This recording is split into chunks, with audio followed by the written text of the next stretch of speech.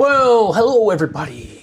It's the early show and it's Saturday and it's really nice to have you here, whether it's what they used to call in the old days a sparrow fart or early in the morning in your part of the world, or if it's late at night in your other part of the world. Hopefully we've reached you and you're all well and you're doing good. I don't have a fan on me today because it's like quite a warm room here. So I do apologise for the noise in the background. But I will mute myself when we start mucking around with music anyway. So let's see if all the buttons work. So chatties are working. Chatties are starting to pop in. There's a small little group of you already. This is the early show. So as they say in the old days, early birds catch the worm. Don't know if there's much worms, but there's plenty of things that look like worms called patch cables. Yes. That does some people's heads in, hey, like the OCD people in this world, they absolutely hate that, don't they? I might actually even have a different view.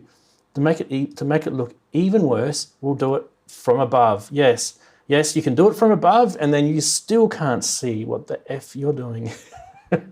Don't worry, it's what we call organized chaos in the world of modular. And for those who enjoy it, you'll know exactly what I'm talking about. Anyway, today, what can we do today? We've got, on the main show, we've got a lot coming up. So stick around for that if you can. If you're busy, you're at work or whatever, just keep a sort of eye on the show and, you know, pretend that you're working. If you're in a desk job, it'd be great, just hide that browser. You might not need to look at our faces anyway while we're doing this. I'm just trying to get some mission control stuff happening now. Let us know in the chat if we are coming through loud and clear, audio-wise. If not, we need to do some emergency adjustments here, but I'm pretty sure we are. I'm pretty sure we are. Everything that I normally have set up would say that it's working. So one day someone's going to troll me and go, it's not working, and then they say it's, yes, those horrible trolls out there. Okay, so to give you a little sneak peek of what we're going to have in the main show. Maybe this might entice you guys to hang around a bit. We have got 3 video guests, yes. So you don't have to put up with me. You've got 3 other people that you can listen to. All of them you have met before on this show, so there's no newbies. What else can I tell you? I want to kind of keep it a bit cryptic because I want you guys to sort of think, what does this mean? What does this mean? Well, okay, so there's a really, really good VST that everybody loves. It's free, and now it is Apple Silicon functioning. So that's some good news. We're going to share that with you. There is a firmware update for something that I've got here. There's a bit of hacking going on today. You guys are into hacking, right? So there's a couple of different hacks we're going to do today. We're going to do some hardware hacks and we're going to do some software hacks. So a bit of hacking. Hopefully that gets you guys interested. And what would you do if I said to you that there's 2, not 1, but 2 possibly new, and I'm talking drop the atomic bomb new synths that are going to hit our streets, well, rumoured to, this year. And we're going to chat about what those 2 could be. So hopefully that should keep you enthralled. And that's just the news section. So we've got some funny side stuff happening. We've got some Name That Synth stuff. Eddie's going to show us a bit of Name That Synth. So he's been busy. So thank God he's helped me out because I still probably wouldn't have had time this week to come up with one. Busy as a one-legged pogo jumper, as they say. And also we have a whole bunch of new price watch stuff that Andy, who's Synthetic, that you guys know and love, he's sent that through, so it's made my job easier as well. So we've got all that to look forward to in the next hour. But in this particular early bird hour, we're just going to chew the fat. We're going to have a bit of a play with modular and some synths and then some talk about some stuff that I've been doing during the week and see what we can do. I'll keep an eye on the chatties window, which is here. Just saying good day to everyone that's jumped in early. Future World Machines gets the Guernsey for being first in and best dressed, as they say. So good on you, Future World Machines. It's nice to have you there. JX3D or Hendrix there. It's good to see you, mate. What else we got? Wagoo's there. Big Daniel's there. Martin Taylor. Cresshead, good to see you, buddy. Atto Z's there. Sat D again, he says. It sure is. I love Saturdays. I really do. One of my favourite days of the week. What else? It's a bit early for like crowds, but you know, we're getting there. A few people. Look, I do understand that there's people that will just come for the main show, which is what we advertise. It's an hour away.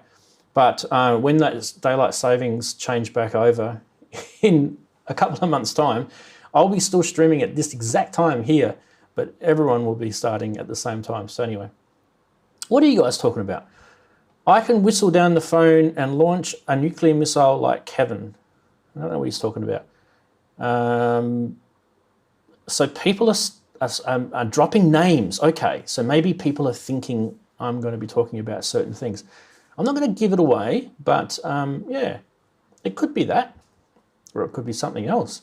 In fact, it definitely is something else, but it also could be that. How's that grab you? Neil's just popped in. Good on you, Neil. Nice to see you. If you're new here and you're watching just in the lurking section, you haven't opened up that chat window, do that and jump in and say hi. We are very friendly here, us synth geeks. We like to chat. Oh, hacking, that's right. Yes, hacking. Well, I'm not going to give it away hacking either because there's some cool things hacking wise. Right, let's stop chatting and gas bagging and stuff like that. We'll go over to modular view. I had a GoPro set up, but it seems to have balked. I think my GoPros are on their way out. Right. Get rid of me. We don't need me. Okay, let's talk about today's mess. This is the way my brain works, everyone. Okay, so what am I doing here? Okay, this week, I've been playing around with VCAs. There's a couple of things I want to talk to you about. VCAs are one, and maybe if we go through the top view, there might be a possibility that we can see what's going on, because there is a VCA in there. There it is there, the Roland System 500 VCA. There is a VCA in there. Now, there's nothing really to talk about, like specifically what you're seeing there. But one of the good things about VCAs is you can use them to bring a signal that you've generated somewhere else, whether it be through your Eurorack modular system or maybe it's from a synth. Now, in this case, I am actually going to be bringing a signal in from another synth, which is only just over to the left here. I'm just going to zoom around for you. And yes, there it is down the bottom there. My old trusty, I don't think the camera can go down anymore. Sorry, camera. You guys can see it just at the bottom of the screen there. It's the old trusty Waldorf strike fet. Yes, digital as anything, but it does a beautiful job of doing strings. And one of the cool things about strings is you can get them to have a nice, decent long tail and feed them through reverb and all sorts of stuff. And that's kind of what I wanted to do during the week. I wanted to get the reverb and the tail and all that sort of happening, but then I kind of wanted to have this old-fashioned 80s or 90s sort of house or trance even, you know, sort of stabs going through. And that's what I'm going to be using the VCA for. So let's shut up and let's get stuck into, I've got this hooked up to Ableton, so it's going to launch from here. So let's go for that. Right, so you guys need to be able to tell me if you can hear, you should be able to hear it, little hi-hat sound right now.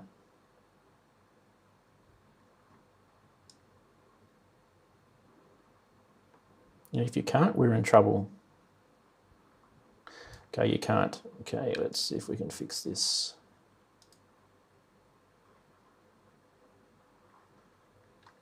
I'm going to mute there. And there it is. All right, sorry, but there's a little bit of interference noise from the fan, so we'll just have to persevere. But all right, little hi-hat sound. let's see if we can get some other sounds happening here. So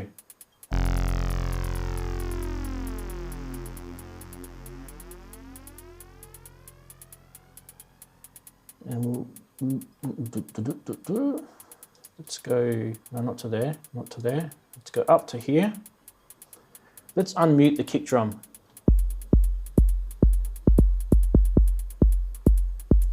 All right, just keep an eye on chat so I can see if you guys can hear it.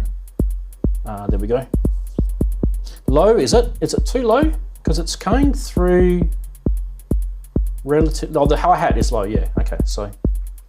All right, now let's add that house stab in that we were talking about. So what are we gonna do is we're gonna go over to the mixer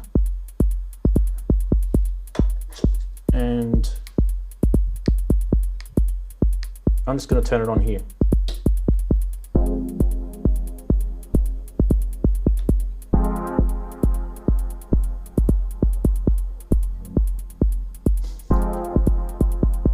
So that's the strike effect going through System 500 filter and VCA. Bit of an LFO happening. All right, let's add some bass into this. It's a little sort of sequence bass line.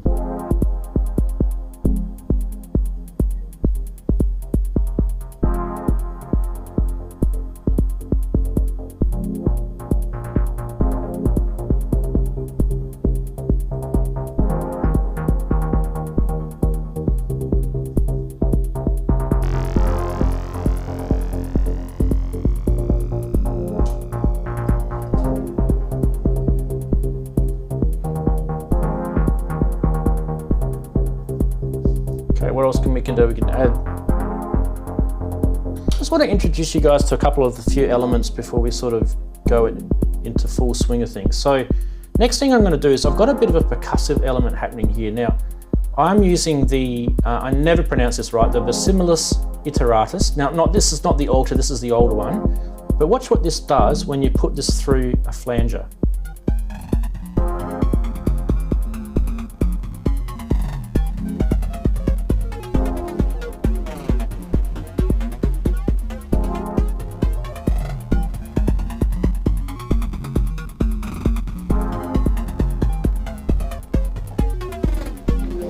So while we've got that, let's sort of go through some of the mods that we can do to this.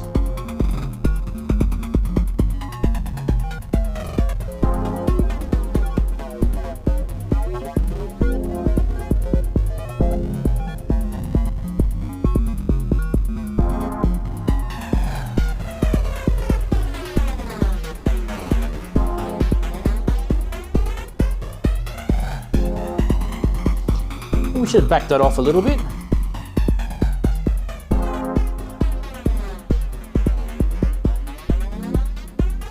All right, and let's introduce, you guys can see this module here. It's very hard to read what it says. There you go, you can see it now. It says Ranzee. That's actually a Rings clone module. So let's bring that in now.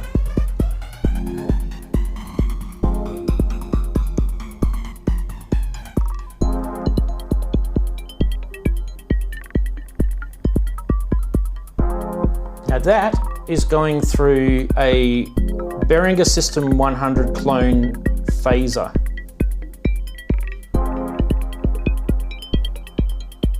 And on top of that, I'm also adding an extra channel. If we go down a little bit to the right, there is the Dystopia, which has a really nice big crusher in it. Here we go.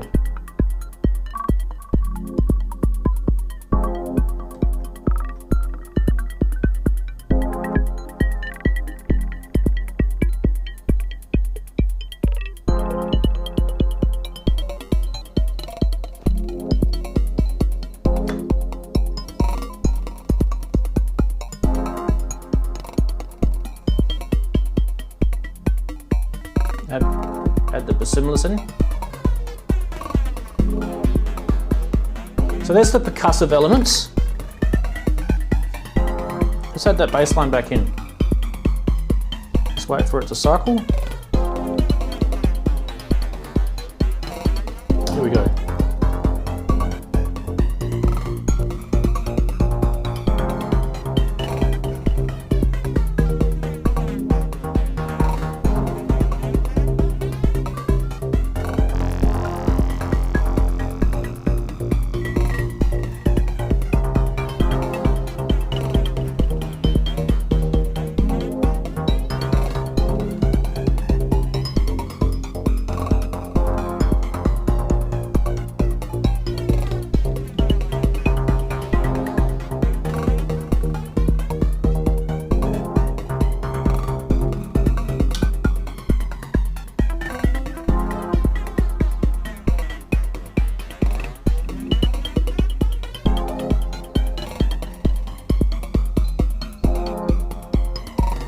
Okay, let's get this thing set up. All right, what we're going to do now is we're going to set up the Metropolis. We want to have this happening as some sort of like random sort of thing. We want to set up some triggers on a couple of these, so we're going to set up some triggers there and some triggers there. And let's ring that in now.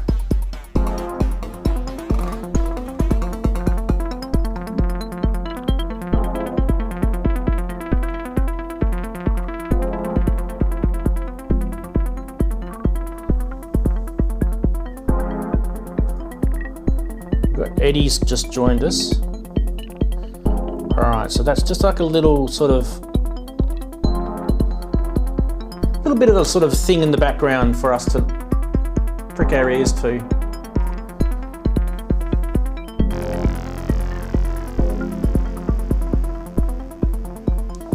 The other thing we can do too, because I'm using the voltage block and the variegate. Just turn these off for a sec so you guys can see. So the voltage block and the variegate, they work together. And the good thing about it is you actually don't need to patch behind to get them to work together. They'll just talk across the actual power bus. There's actually a feature of Eurate that a lot of modular makers don't actually use, and that is, let's turn our little house chord off for a sec. All right, so I can mute, let me just mute something here. So let's mute the drums. I think it's that one, and we can mute the hats. So I actually don't need to do that on a mixer if I want to. I can leave that channel running and then I can turn the hats back on. And I can treat. So it's a great little setup. Now the cool thing about using them both together is they actually work in concert. So the voltage block you can use as CV source modulation, or you can use it as pitch modulation. And it's massive. It's got so much features in it. It's absolutely crazy. So you can have 8 different sequences running on the voltage block, and they can all be running at different lengths and at different scales and at different clock divisions, and they can even be offset on top of that as well. So it's absolutely chaotic, crazy. So, so to give you an idea, I've got this bass line.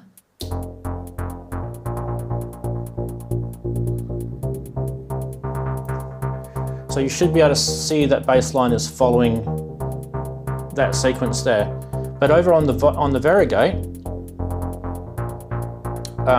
the actual trigger for that bass line is over here. So if I was to mute that, I'm not getting any bass line now. So that trigger is actually running at a lot faster than the clock that's running to produce the notes, and that's why I'm getting repeated notes, which is a nice little feature. Now, if I bring those percussive things back in,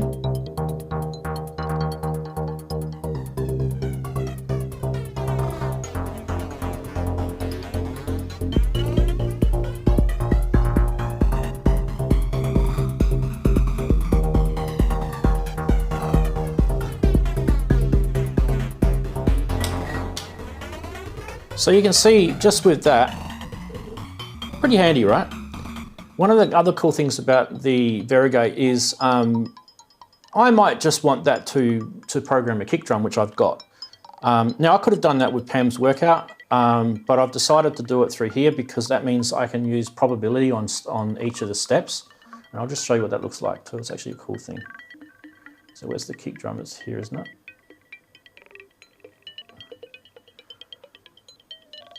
So you can see the lights turning on when the kick drum actually hits. So let's bring the kick in. I'll just turn the hat off for a sec. That's actually the same module producing the kick and the hat sound, by the way. So that's just this little Pico thing here from Erica. It's a great little module. You can actually put your own samples in it too. All right, go back to our mute. Okay, what else was I going to show you?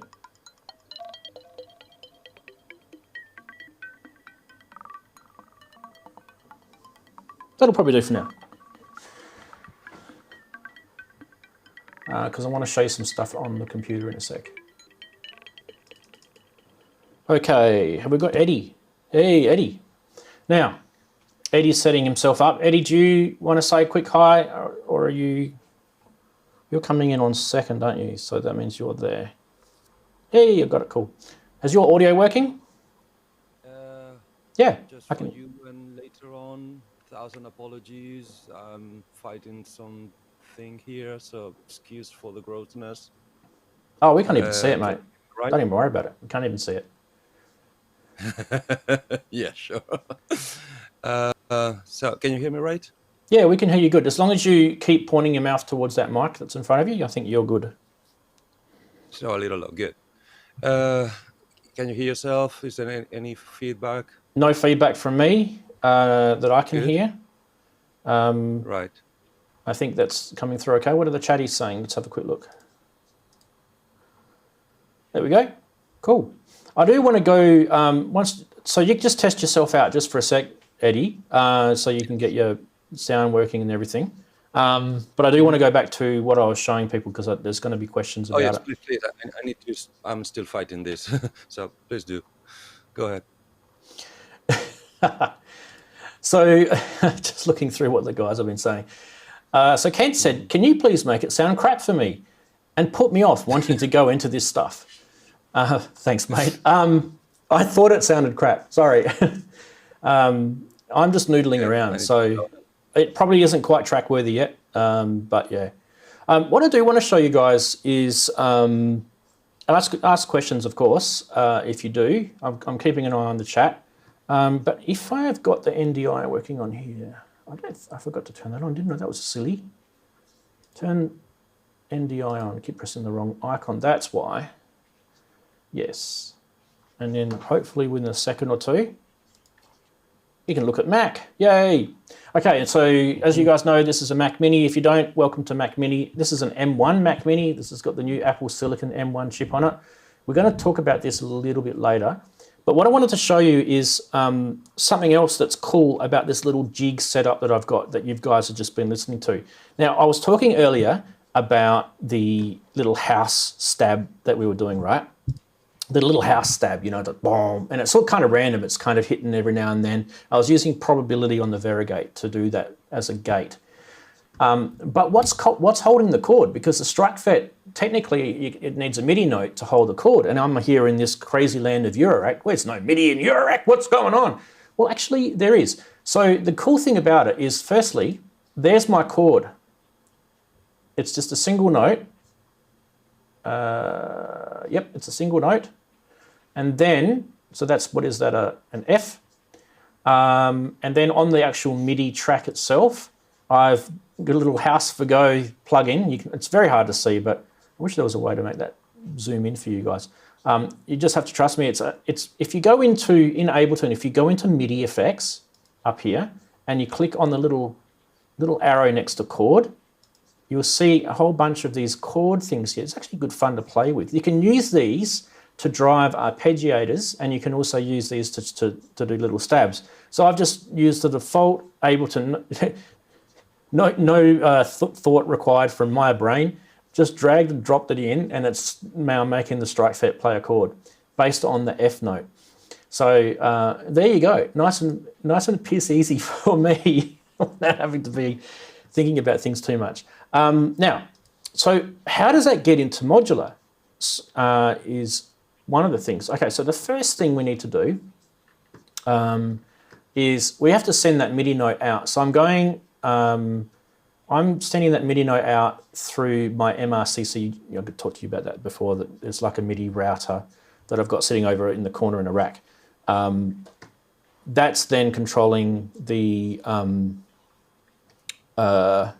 strike fet. Now, if I can get my camera to work, I can actually just sort of scroll across to the MRCC. Hopefully there's not anything blocking the camera. You guys can have a quick look at that. All right, there you go. So over there is the MRCC. It's literally, if you're looking at me, it's right in that back corner of the room there. So it's a fair way away, but that's actually plugged in via USB into the Mac, which is sitting over this side of the room. Yeah, it's a fairly decent MIDI cord, USB cord. Now, so the cool thing about the StrikeFET is that it powers off of USB, and that little 4-port USB section on the MRCC that you guys can see there, one of them is going into the StrikeFET.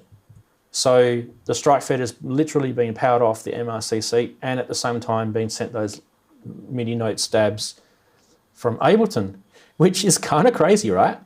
So absolutely nothing to do with modular at all to make those notes. But once those notes were coming in as an audio source in here, once I was able to do that, then I was able to bring things like VCAs and filters and stuff like that in, and using the variegate to trigger those VCAs and filters.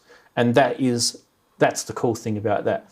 But to make this even more exciting for you, or less exciting, depending on what part of the world, if you don't live in Eurorack world, is, how do I get to this?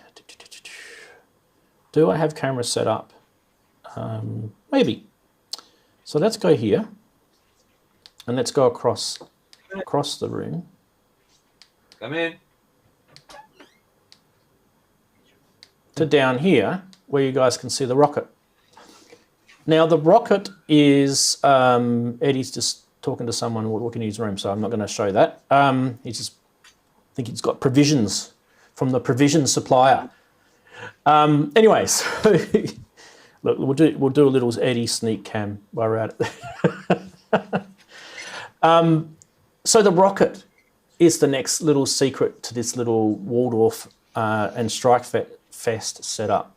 Now, I was going to originally use the rocket to do my little synth stabby house chords, because the rocket has actually got, even though it's an analog mono synth, it's actually got this kind of hackery in it where you can actually get it to play chords, which is a little cool feature of it. But unfortunately, for some weird reason, I couldn't get it to play ball. But what I will do is show you the kind of craziness that I was going through this week to get this thing to work. Over here in this mess, there's a module. Now, maybe my other camera angle might show it a little bit better. Yeah, you can see it here. So see the Expert Sleepers FH2. You can see it just there, right? There's the Expert Sleepers FH2. And underneath all this mess here, there is some USB cables. And if I can move some of this stuff out the way, you will see there's the USB cables there. Now, one of those USB cables is powering the rocket from that modular thing, and it's sending MIDI note data into it.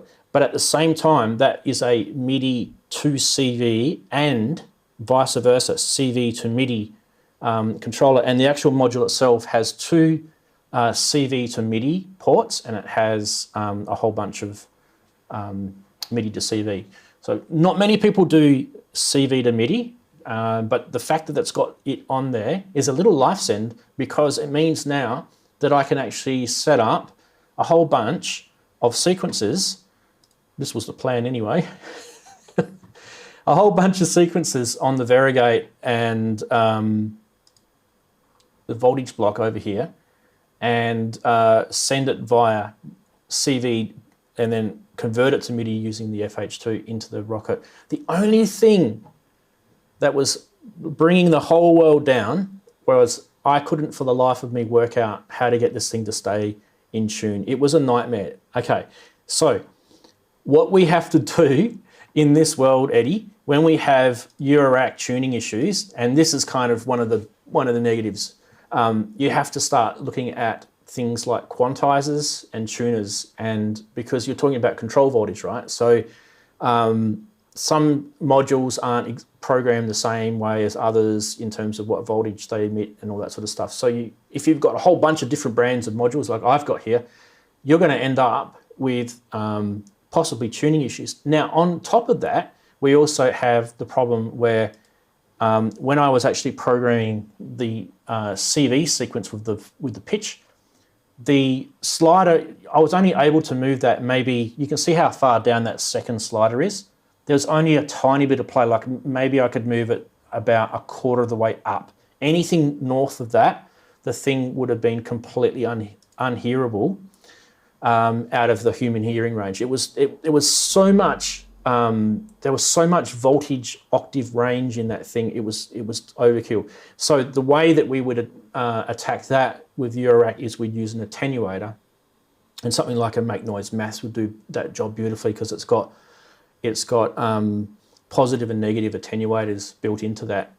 So I haven't quite got to that stage yet. So maybe next week we might talk about how to control tuning and things like that. But just while we've got it, just while we are talking about tuning, I do want to talk about over here on the left-hand side, I am using one quantizing type module, and it's called the, it's very, very hard to see, sorry, I'm going to have to move this light out of the way. So I do apologise. It's called the Clavis, is it the Clavis Caltrans, sorry. And it's, sorry, those cables are in the way. There's the Caltrans there. And you can see it's got only one connection going in and one connection going out. Now those are literally just to keep one of the analog sounding synths quantized. So that's what that's doing. Okay, cool. And if I go back to this,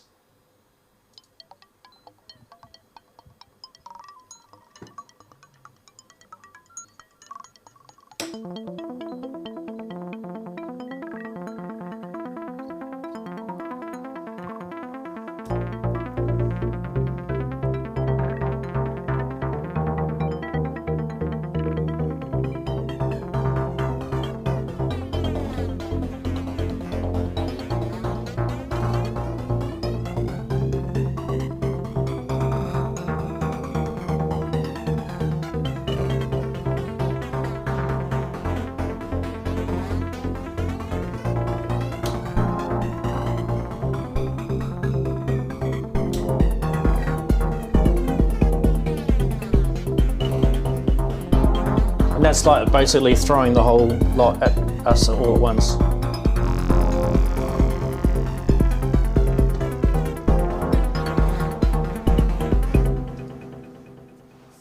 And there you go. I talked about effects last week, so I don't need to go into that because we're using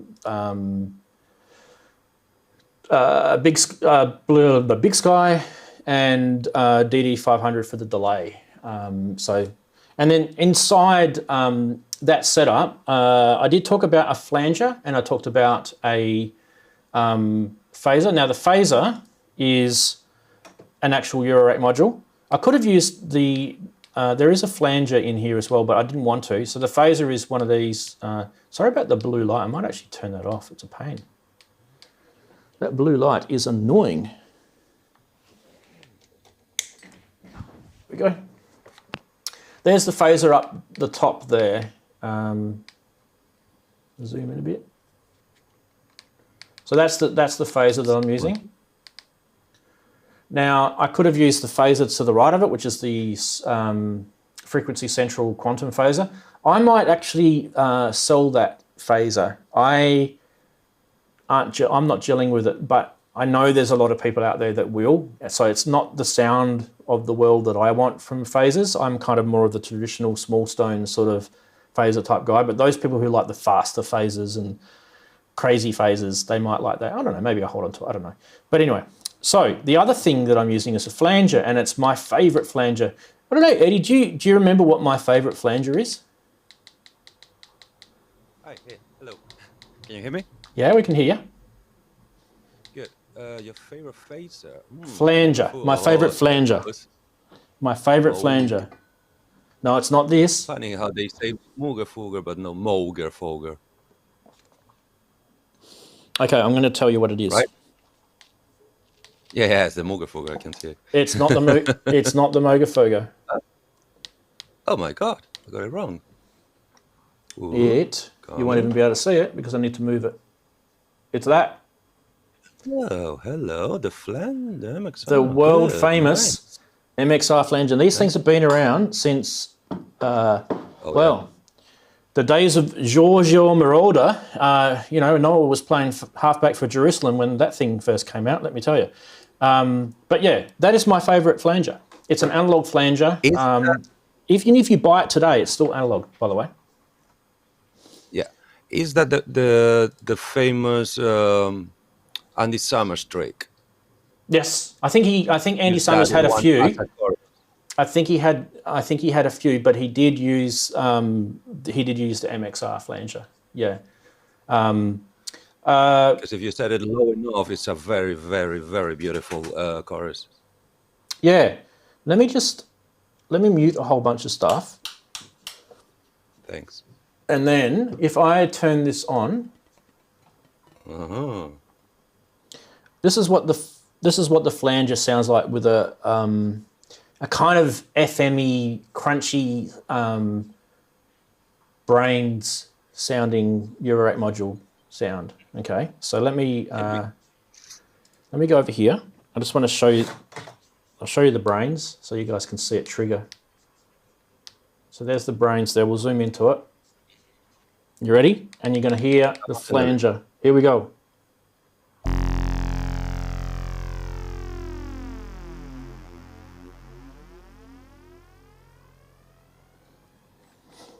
So you got that tail with that sort of modulation sort of flapping around in the breeze. I love that sort of stuff. I'm a big fan of sounds that just kind of fiddle off in the breeze afterwards. Do you know what I mean? Like they take your ears off a little journey and there's other sounds going on and they kind of, oh, hang on a minute, I'm going to be back here on the beat. It's kind of that sort of trickery in music that I absolutely love. So yeah, getting very nerdy here. I love it. I do want to quickly mention, I did see at the corner of my eyes before that Kent was being very naughty and he flicked a 20-pounder into the super chat. So big thank you to Kent. Sorry, we did see it. We just needed to. If I had 70 arms, I'd probably be better at this show. I kind of feel like I need like an octopus arm setup. I reckon you need an intern. I reckon like the ultimate synth player, where they have like 50 keyboards on stage, they would wish they were like an octopus with like 60 arms. It'd be like crazy. Yeah, just get an intern. That's what you need. Get somebody in the camera. That's it, mate. Get a little lackey. I've got kids upstairs. I could probably employ them for biscuits. All right. So what I would have not given for having the chance to just fiddle with that level of gear you have in that room. Oh, it's not as much. When I was a teen. Oh, it's a teen. Yeah, absolutely. I would too. I would kill just to be around that gear. It's one of the things that we do in life, isn't it? We kind of, when we're a teenager and we kind of, go through those catalogs in the old days. They used to send catalogs in the mail, or you'd go to a music store and you'd take a catalog home and you'd be flicking through the pages and you'd be going, oh, I wish I could get that. And now you're hitting on bone. You could circle it and you'd be like cutting it out sometimes even and stick it into your favorite book. But yeah, we would do that. And then as we get older, we're able to buy this stuff. So you are living a childhood dream. Right across that wall, just on the other side of that wall is my library. Yeah. I basically, shame on me, I don't really read. I don't really have books. It's a full IKEA library out of catalogs. Right. Anything related to music tech, amplifiers, mixes, consoles, studio, catalogs, because that's all I could do. Just collect little pieces of beautifully designed color pages with words that I've never ever heard before, and up to this day most of them I still don't understand what they mean. But it's drove me into a fairyland of, oh my god, this thing is awesome. I don't even know what it does, but it looks awesome. So many lights and buttons. That's how beautiful I am. No, but I didn't keep, I think I threw mine out, but I did keep them for a while. And you do kind of, you go through the stage where you've got like piles of catalogs and brochures and things like that, and they've got to go sometimes. But the fact that you've kept them is a good thing, because if you're able to keep them and you had space for them, one day those things are going to be worth a lot. Like there's guys that are showing brochures from Roland back in the early 70s, or there's guys showing brochures from Moog in the late 60s, right? And those brochures are hard to get hold of because people have thrown them out. They've ended up in landfill. And the fact that you've kept stuff over the years, in the next 10, 20 years, it's going to be vintage, that stuff. Hopefully, I am vintage. No, that thing is just crap. I paid £2 for a brochure for the JB880 on eBay. I'm the same. I'm part of the problem. I'm not the solution. You're part of the problem. Fair enough. Fair enough. Okay. So just to let you know, Eddie, by the way, so we were sort of talking off air during the week. I have got both of those things lined up today. The one that I downloaded and the one that you shared. So do you want me to play the download one first or the YouTube one first? We're talking cryptic here because I don't want to give away to the people watching what we're talking about. Okay, are we talking the big project or the other one, or today's project? I've got both. So I've got today's project, and so the big, I rather don't open it yet, because what you get is just a very quickly scrubs, not even close to a final mix. Correct. All right. So we'll get rid of that one. Show you. Okay. The second one I'm thinking of is My Vengeance.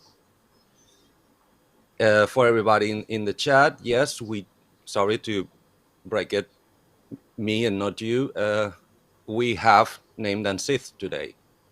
I'm back, and I'm mean. Yeah. So that's what I'm saying. So you've given me a real short little video, all right? And then you've also given me a YouTube video. So which one do you want me to play first? Oh, weird.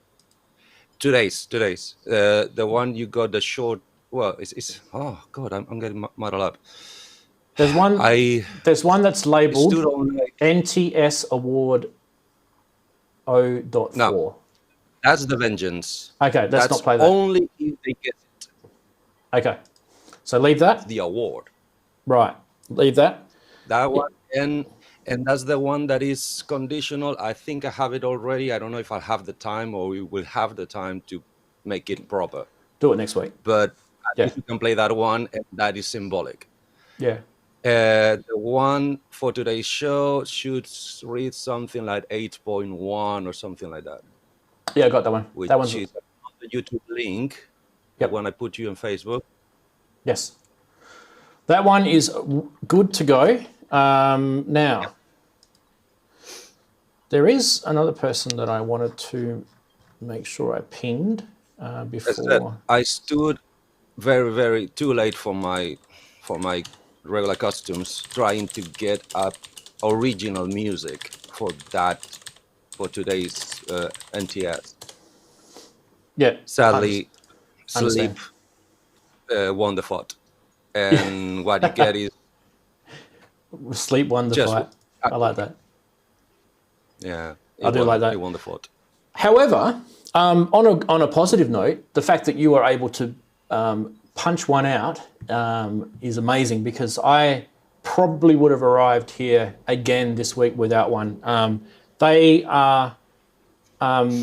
a bit of work to do. Like Eddie, because you've done probably more than me. They take time. They actually take, they may actually take a couple of hours to put together these things. So this one took so much or a little long, but because I'll explain later. I'm like the son, mate. Just call me, I'll be there. If you need it, I'll be there. You're a good man. As long as I got gentleman and a Trust scholar. Me, my collection is short. I'm not Ken Spong or any of these beautiful people with the beautiful collections. My collection is short. Yeah, but the problem, as long as there's something in the sack, I'll come through. Yeah, the problem is really my pleasure. I'm having a blast doing it. Yeah. Like I said, the problem is that we have a limited amount of time during the week, and I'm just going to go to this view. And unfortunately, because it's a limited amount of time, you know, we can only do so much. We can only poop out so much content. And, you know. That's fine. I got you. Speaking of which, mate. we are not far away from the main show. So if you are hanging around and you're hanging around like these guys up here in the corner, actually that's very bad. Mm-hmm. These guys. If you are hanging around like these guys are, it's really good to have you. I've just noticed that there is quite a few people now joining us. So good to see the new people jumping in. If you are new, do say g'day in the chat. And I have to say I'm seeing a couple of new names this week. So say I'm new or something like that in the chat. Hey, I'm new here. We're all very friendly here and we'll definitely look after you. Yeah, and right. And just as I said that, speaking of new and everything, we also have Jim that's just rocked up as well. And hello everybody and welcome and thank you for coming. Hello Jim. Hey, hello. How are you, mate? Hi Rance, can you hear me? We can, yeah. Okay. We can hear you fine. Excellent. Look at that, how that works. Lovely. Fantastic. So we're only waiting on one more person to turn up, and that's Mr. Darren, and hopefully he will be here. Hopefully he'll be here. So beautiful. In the meantime, I could put the chatties up in the corner, maybe if you want. Could put chatties there. There you go. Oh, that'd be good. That fills the quadrant. Fantastic. Right. Yeah. So. Lots of people. I think I get this week's award to the crappiest camera. Your camera's fine. At least it's not. At least it's not glitching out. It's fine. You got to remember, like your video is coming all the way from the other side of the world into my studio and then back out again. So we've got to just. And I have no idea how does it do it. Maybe I think someone stole this technology from aliens. I honestly have no idea. It's pretty amazing, isn't it? It is. It's crazy. Few people have said that they're new here. Nice. So what have we got here? A couple of new people. 80s man says, I'm new here-ish. 80s man, you've been here before.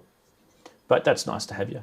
It's definitely nice to have you. I see a name I've never seen before. Well, two of them. Leia Luna. Leia Luna. I don't know if Leia's been here before or not. I don't know if my memory's terrible because I'm getting old. But I have a feeling Leia has been here before. But I could be wrong. Okay. But big hello to Leia anyway. Welcome. Welcome, yeah. And it's nice to see Robbie there. Robbie Puccelli, failed muso. Sir. Who else? I saw Jim welcome. Before. Some guy called Jim. Wago. Yeah. Hey there. This Jim bloke. Yeah, I'm here. I've been having a few gremlins this morning. Sorry, you got me there. You know when the technological gods are just against you.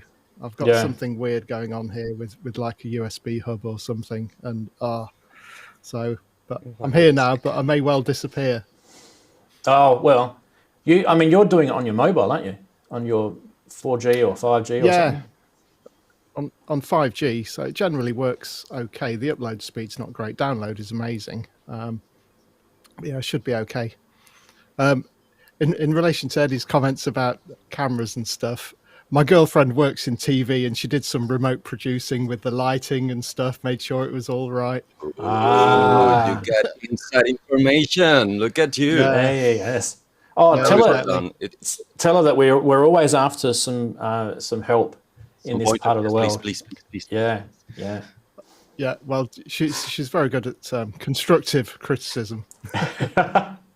She's probably the one we need. She'll probably be picking everything apart that I'm doing. That's for sure. Probably, yeah. I've got these GoPros up here at the moment, and I think there's time to replace the batteries in them. I'm not sure what's going on, but what I want these to do up here, they're on my new rig that I set up. I actually I actually wanted them to be set up for like little sort of downward shots. Because I actually do have a camera that I've got set up for downward shots, and it's a little. I'll just go to my other thing here, which I can change here. It's that one. It's my Sony, which is right there. But the only problem with the Sony is it's quite a big camera, and you can't sort of easily move it around. Whereas the GoPros, you can just sort of swing them around on little clips and stuff. They're tiny little things, and also GoPros have got a very, very wide. They've got this thing called Super View, which is like a very, very wide view. It's almost like a fisheye type view. Yeah, very wide angle. Yeah, I'm sure you guys have seen it. So at some stage, if I can get the GoPro to come back to life again, I might see if I can turn this back on again. Yeah, no. Oh, there we go. It's turning on. It's turning on. Oh yeah, we're getting GoPro here. Here, I'll show you a little tiny little corner. There's the GoPro there. And I need to go 1, 2, 3, 4. Oh, it's working. Yeah. It's working. It's actually set to linear at the moment. Let's go to here. Oh, Linear, that is the narrowest field of view that thing can do. So you can imagine how wide that. So that is actually picking everything up. It's upside down, by the way. Sorry, I do apologize. So that's picking everything up from here all the way over to the other side of the rocket. So that's pretty much that's about a meter, and it's only about maybe 40 centimeters above that stuff, and that's on linear. If I set that to super, there's two other modes that go wider each time. If I set that to that, you'd probably, I don't know, you'd probably see the moon. I'm not sure, but it's insane. Shapes very, very straight. It's really good, really good. Yeah, on linear is the most straightest, and then the others start to become more fish-eyed. Yeah. So yeah, that's why I use linear. So let's go back to the. Really nice. Yeah, it's good. Look, if the GoPros if you can keep power on them somehow and they don't overheat, and you've got the setting, you go into the app on your phone and set them up and everything. You can get them so they never shut down and things like that. So there are some things you can do to make them quite responsive, and you have the output coming out as HDMI feed. They can be quite handy actually. So yep. Darren's just rocked up. There he is. Look at that. Hey, welcome. It's like a party, isn't it? All. Oh, the doorbell just rang. Okay. That's what we should have. We should have a doorbell. Ding dong. How's y'all doing? I got a DX11. Does that count as the doorbell? Yeah, you could do that, or I could do it on the DeepMind. Could do a Juno-y sounding doorbell on the DeepMind. I picked up a keyboard this week to circuit bend. It's a Yamaha PSS 150, and that has got a doorbell sound on it for when you leave it on as a reminder to turn it off, save the batteries. And it goes bing bong. Really? And I was just like, oh my god, is that the door? Sorry. I'm like, oh no, it's this keyboard. Come the model again, please. Mine? It's the PSS 150. Oh, yes, yeah. How would you say? How old is that one? It's mid 80s, I think, about 84 or 85. I'll have it actually. I'll be back in a second. Okay. Cool. I was listening to YouTube during the week, and some, you know how they recommend things after you've finished watching a show, it pops up with the stuff recommended. For some reason, it recommended a Tears for Fears live video, which was filmed by Spotify back in 2015, and it was the song "Shout," which is one of their most famous songs, right? But what's weird about it? This is what I reckon. These algorithms are listening to everything, right?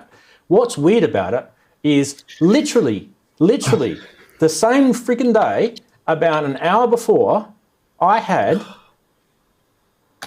drum roll,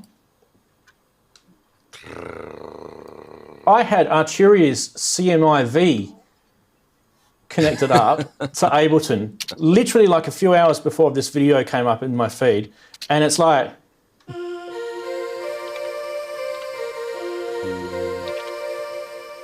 there's the shout riff, right? How the hell did that happen? I want to know. I want answers, people. It's Robbie Puricelli's asset. The rest of the song has been done with the same keyboard, all of it. Yeah, Because it kind of it sounds like. It's no, he uses chords, so it's kind of like how do I remember this? No, I mean, what I'm impressed about that song, about the vocal backgrounds. Oh yeah, is that it's basically percussion. Apart from the melody and a couple of chords, the whole song is percussion.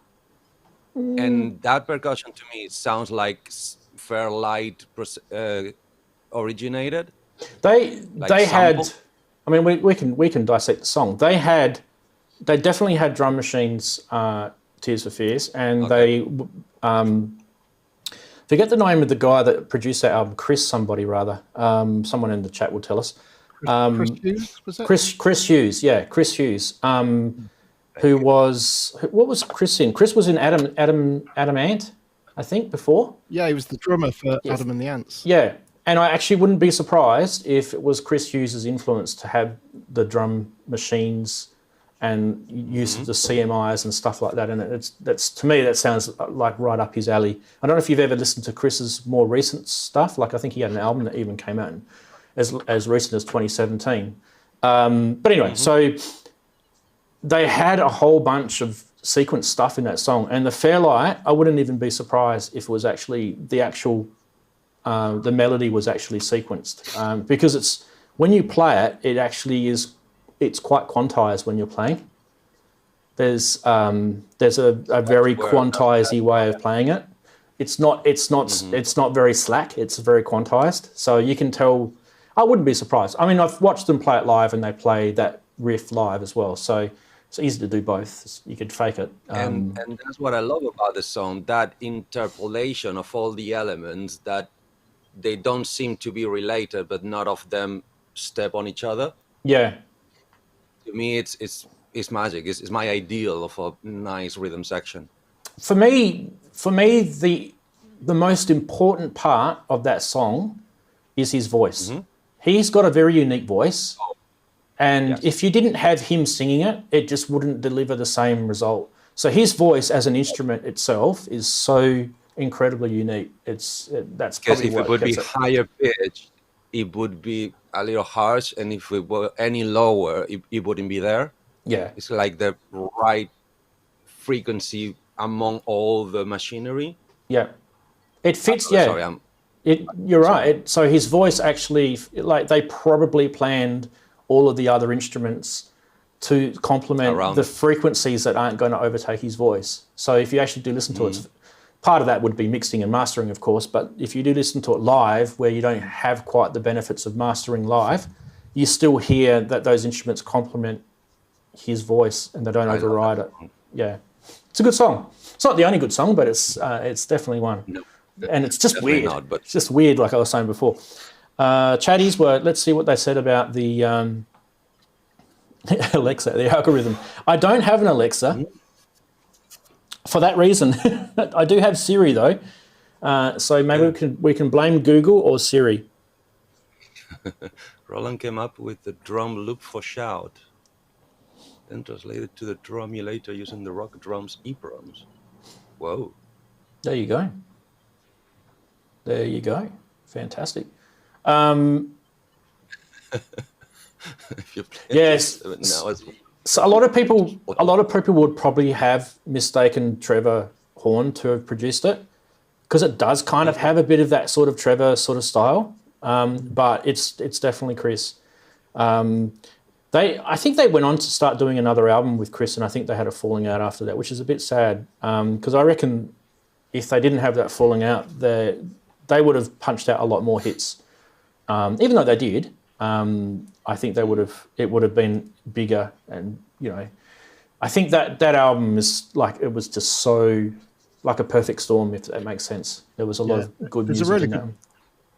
There's a really good documentary on the making of it, actually. Songs from the Big Chair. I'm not sure if it was on iPlayer. But yeah, it was on about a year ago. Saw it on iPlayer, I think. But it's definitely worth seeking out. Was that the Spotify? And a lot of the percussion. Was that the Spotify one? No. This was like a proper sort of decent documentary with interviews and current interviews and stuff. I have to check that out. Yeah, it was really good. A lot of the percussion, they were actually just sort of getting screwdrivers and hitting like keyboard stands and things. So I guess they were sort of sampling that. Yeah, it's really good. Yeah. Oh, this is that PSS 150 I was talking about. Oh, the doorbell. So it's in really good condition. Yeah. Wow. Yes, it is. Bending that. It's actually 4-note polyphonic, which is pretty good for keyboards of that age. Well, digital polyphony is not really Polyphonic doorbells. Yes. Sorry, Robbie. But yeah, I know Robbie's watching. Robbie, what about me? I'm your DX delegate here. DX forever. All right. Have you got that tattoo? Whoops, wrong one. I'm thinking about it. Oleg's in the chat, who's Grey Wolf, and he said, "Shout is one of the few songs I can play on piano." Exactly, mate. It's so easy to play. It's like, it's an easy one. Thank God it's an easy one. The chording part is not as easy as some people just play the single note part, but to do it properly with the chord, it's not as easy because you got to cross your fingers over. Sorry, what was saying? Robbie was saying what? Yeah, Robbie's just piped up. It's one of the classic albums series that was on BBC, I think. So there we go. Talking about the two, probably not the DX one, but I'm almost considering the Yamaha symbol. The more I learn about the company and the products, the more I use them, the more I compare them with any other thing, my heart is dropping more and more on their side. Kent, even with all their faults. You have to stop it, Kent. Happening. Kent, you have to stop it. You really do. That's good. Yeah. The PSS 150, the CS80 replacement. It's my kind of budget, to be honest, Kent. What are you going to use? What are you going to use as a ribbon controller? That's what I want to know. Your tongue, polyphonic aftertouch, your heel, your foot. Yeah, go for it, Eddie. Has anybody news about the DS80? I have, but I can't tell you. What I can tell you. So I can tell you a little bit. So what I can tell you. I just want to know, is it coming or not? Because I need to start saving. So there's a lot of stuff coming out from Behringer, and they actually, a lot of it has passed all prototypes and testing and firmware testing, and some of it's in beta testing stage, and it's with people that are doing beta tests on it. Some of it is still in a manufacturer's testing stage. Some of it is in circuit board production. Some of it is in almost ready to come out and hit our streets. So it's kind of, these are all different stages. So the one that you're talking about might be a little way off still, but I can tell you that there's some stuff that is really itching to hit the stores, and the only reason why they can't get it out is because of the chip shortages that they've got. And the chip shortages actually are hurting not just the music industry; it's hurting the computer industry, the graphics cards, things like that. It's hurting everyone. So the stuff that I know, because I was talking to another guy the other day who was talking about how long it took the RD9 to come out, which is the 909's the clone. And by the way, just so I'm getting one of those, if I can sort of spread a little bit of cash to the side at the moment, just sort of having escaped Christmas. We're a bit cash trapped at the moment. But once I get through that, I do want to get the RD9. And the reason for it is it's actually, they've actually done a really, really good job in terms of making a TR909 clone, but it's not a perfect clone. We know that. But what it's got is it's got kind of two modes. It's got this kind of vintage mode or classic mode, and it's got the modern mode. And the fact is that a lot of people that are using it are actually enjoying the modern mode because they're so used to this vintage sound of the TR-909. This modern mode is kind of like, ooh, I like that. It's kind of cool. It's a new thing, right? And the sequencer on it is good. And so, yeah, so anyone who's got an RD9 already, I mean, they're out in the stores now. I don't know in your part of the world if they're out in the stores, but they definitely are where I live. Go grab one if you can afford it. They're pretty cheap. I think they're only about 250, 300 pounds or something at the moment. So it's pretty good for a drum machine. And that project, just so you guys know, that project, even though Behringer are cloning it and there's people that hate that Behringer for that, Roland aren't remaking this stuff. So if Roland is saying, I don't want to remake it, then why can't Behringer make it? I think it's completely fine in my eyes.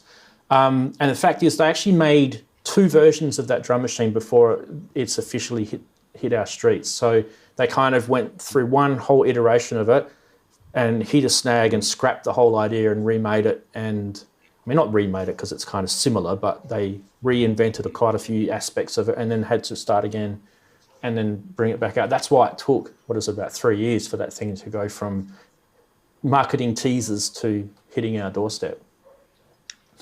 Whatever it takes is short enough. The only problem with Behringer is that they tell us every single step. The rest of the manufacturers, they only tell us when it's ready to sell. Yeah.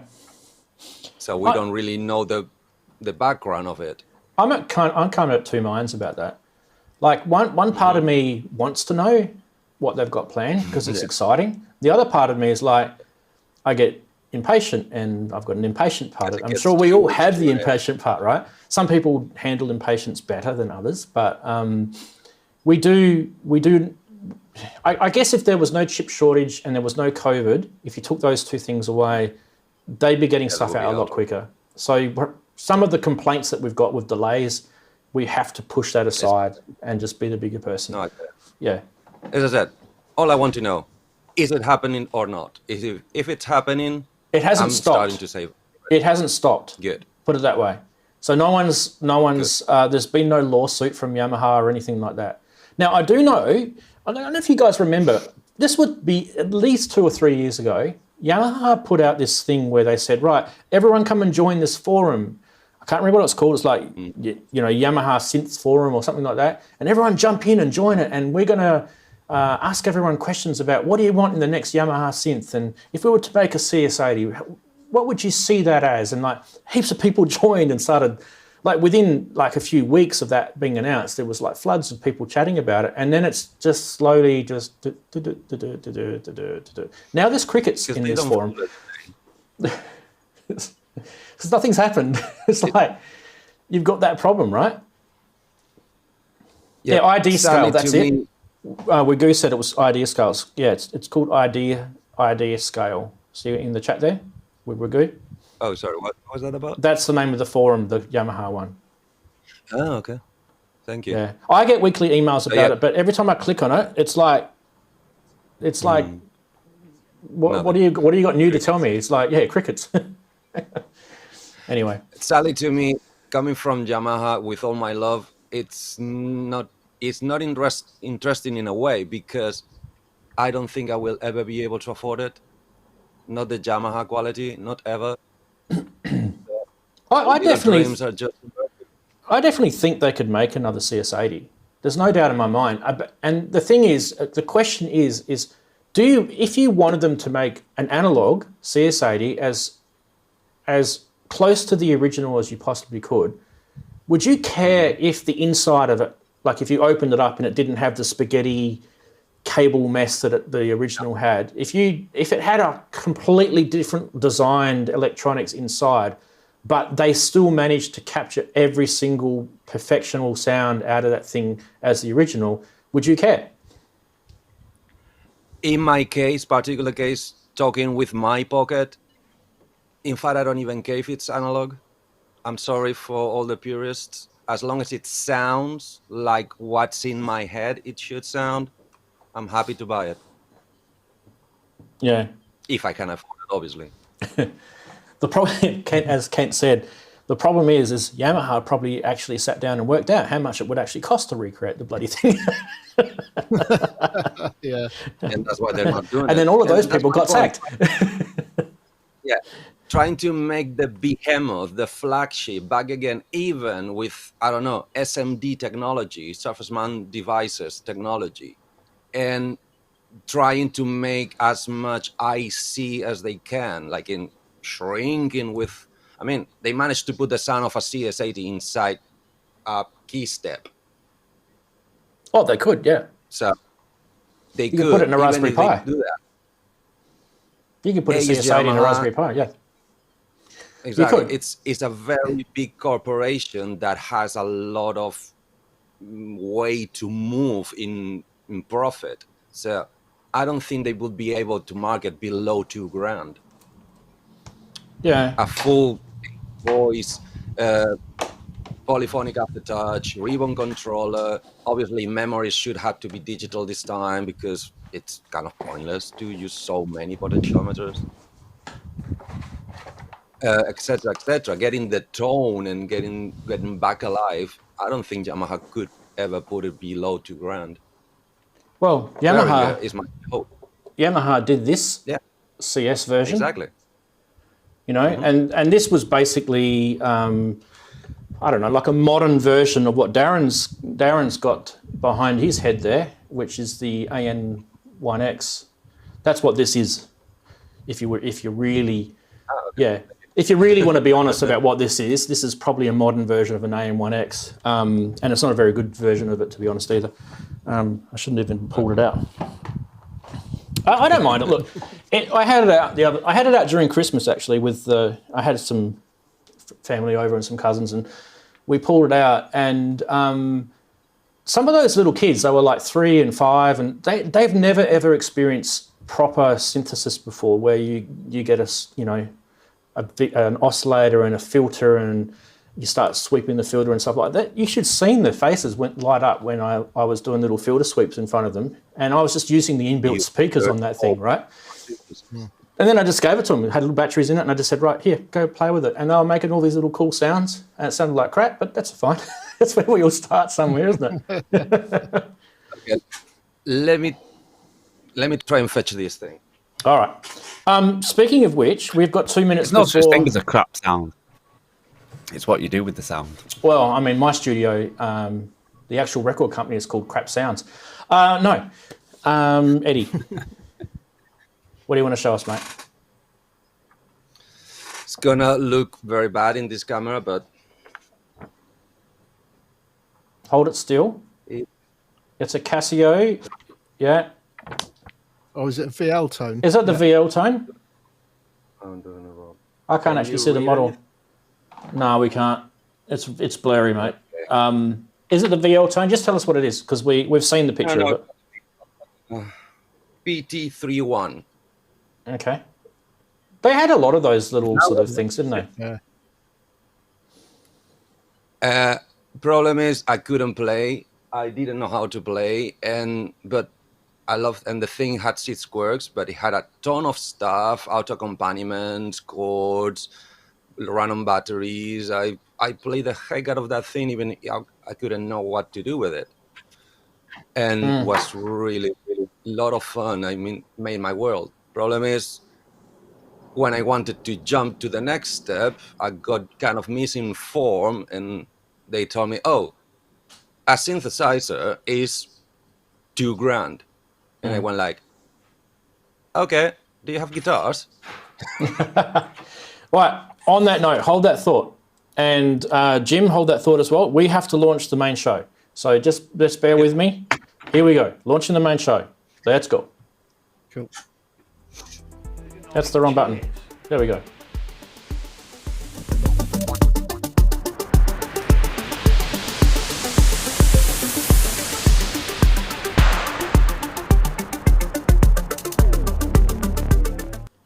I was hitting more buttons than you can poke us together just then. Eventually got to the right one. Welcome to the main part of the show. I don't even know why we do a kind of second hello and welcome, because it's not like I go and re-edit these videos anyway. Anyway, if you are here because you saw the ad and it said starts at 2 o'clock in the UK or wherever you are in your part of the world, and you've just joined us, it's a big hello to you, big welcome to you. There's all the chatties jumping in now. I can definitely see there's a bigger audience now who have come in compared to the early show that we did about an hour ago. You are more than welcome to join us earlier if you want to sort of listen to us muck around and talk about stuff. But the main show is what we're here for, and I have got some amazing guys here who far exceed my abilities. We'll start with, I guess, new to old. Why don't we do that? And not necessarily age, we'll just do new to old. We'll start with Jim. Big hello, welcome back, Jim. How's your week been? Hello, nice. It's been interesting. It's been quite focused on effects pedals more than anything else, but yeah, it's been good. I'm happy to be back. Yeah, it's good to have you, mate. Good to have you. Have you been up to any sort of recording during the week? Any sort of major or minor stuff? No, it's been a bit of just a bit of the odd little purchase. So like I showed you earlier, I bought that PS50. Yes. That's going to get the circuit bending treatment. And I've just last night on eBay picked up a Specular Tempest reverb and delay pedal. So looking forward to getting that next week sometime. Oh, nice. Well, definitely looking forward to that as well. I will skip over to say hello to Eddie. Hello, Eddie. Welcome back. Nice to have you here. How's your week been? My week in the factory, hectic. We're almost back on full production, almost not even time for breathing. And please let me apologize again. I'm sorry about this. I'm recovering from my COVID boost and something came back, sorry. So for anybody disgusted, I'm really sorry. Fantastic. Well, it's not fantastic about that, but it's fantastic that you're recovering. Yes, that's what I meant to say. And what about your music? Anything during the week? I know you've been busy with one thing, which we'll talk about later, but anything, have you managed to muck around anywhere or record anything?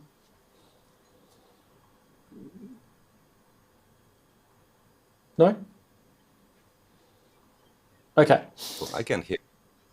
He can't hear us. I don't know why. Anyway, we'll go to Darren. We'll sort Eddie out in a sec. Darren, big hello to you, mate. Sorry. Fine. Sorry. How's your week been?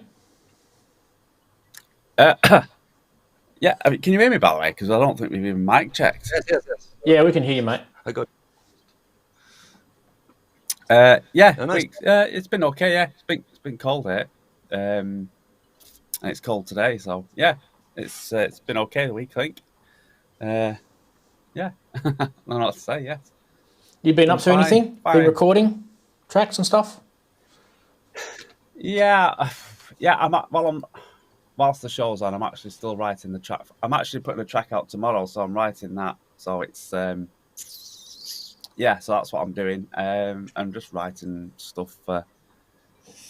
Just writing all my projects that I've got going. So but I will be putting a track out tomorrow. So yes, I think that's about it, really. Fantastic. Yeah, but yeah, just an average week. Anyway. An average week. Nothing wrong with just average weeks. Week, yeah. Nothing goes bad. Nothing goes fantastic either. So you kind of just like, we need those weeks, don't we? We kind of need those sort of in between weeks. I've not been looking at YouTube much apart from I've seen a couple of.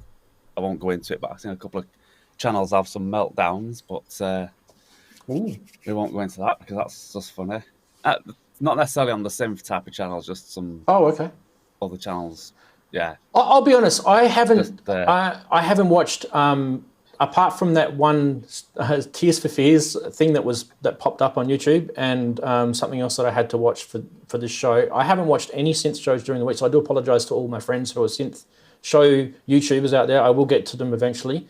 It's been busy here with work, which is something that we do on the side of this fun stuff called synths. But yeah, so if anything's happened out there, it's completely flown over my head like a 747. So you'll probably there won't be any innuendos working on me. So, this was more of a gaming channel. But I don't game because I'm using computing. But it was just that it come up on some of my feeds that I like to keep an eye on. And it was just people might know if they do that. So I'm not going into it because I don't want to put this channel anywhere in the dangerous ground. let's park it in where it belongs. Okay. Yeah. Well, you have reached the main show, and it's really good to have you all here, and it's also good to have the chatties here as well. We did go through and say hello to them a couple of times during the early show, so just in general, a big hello to all you, and thank you for joining us in the chat. Please do make sure if you are watching and not in the chat, jump in and chat, because it's a friendly place to be.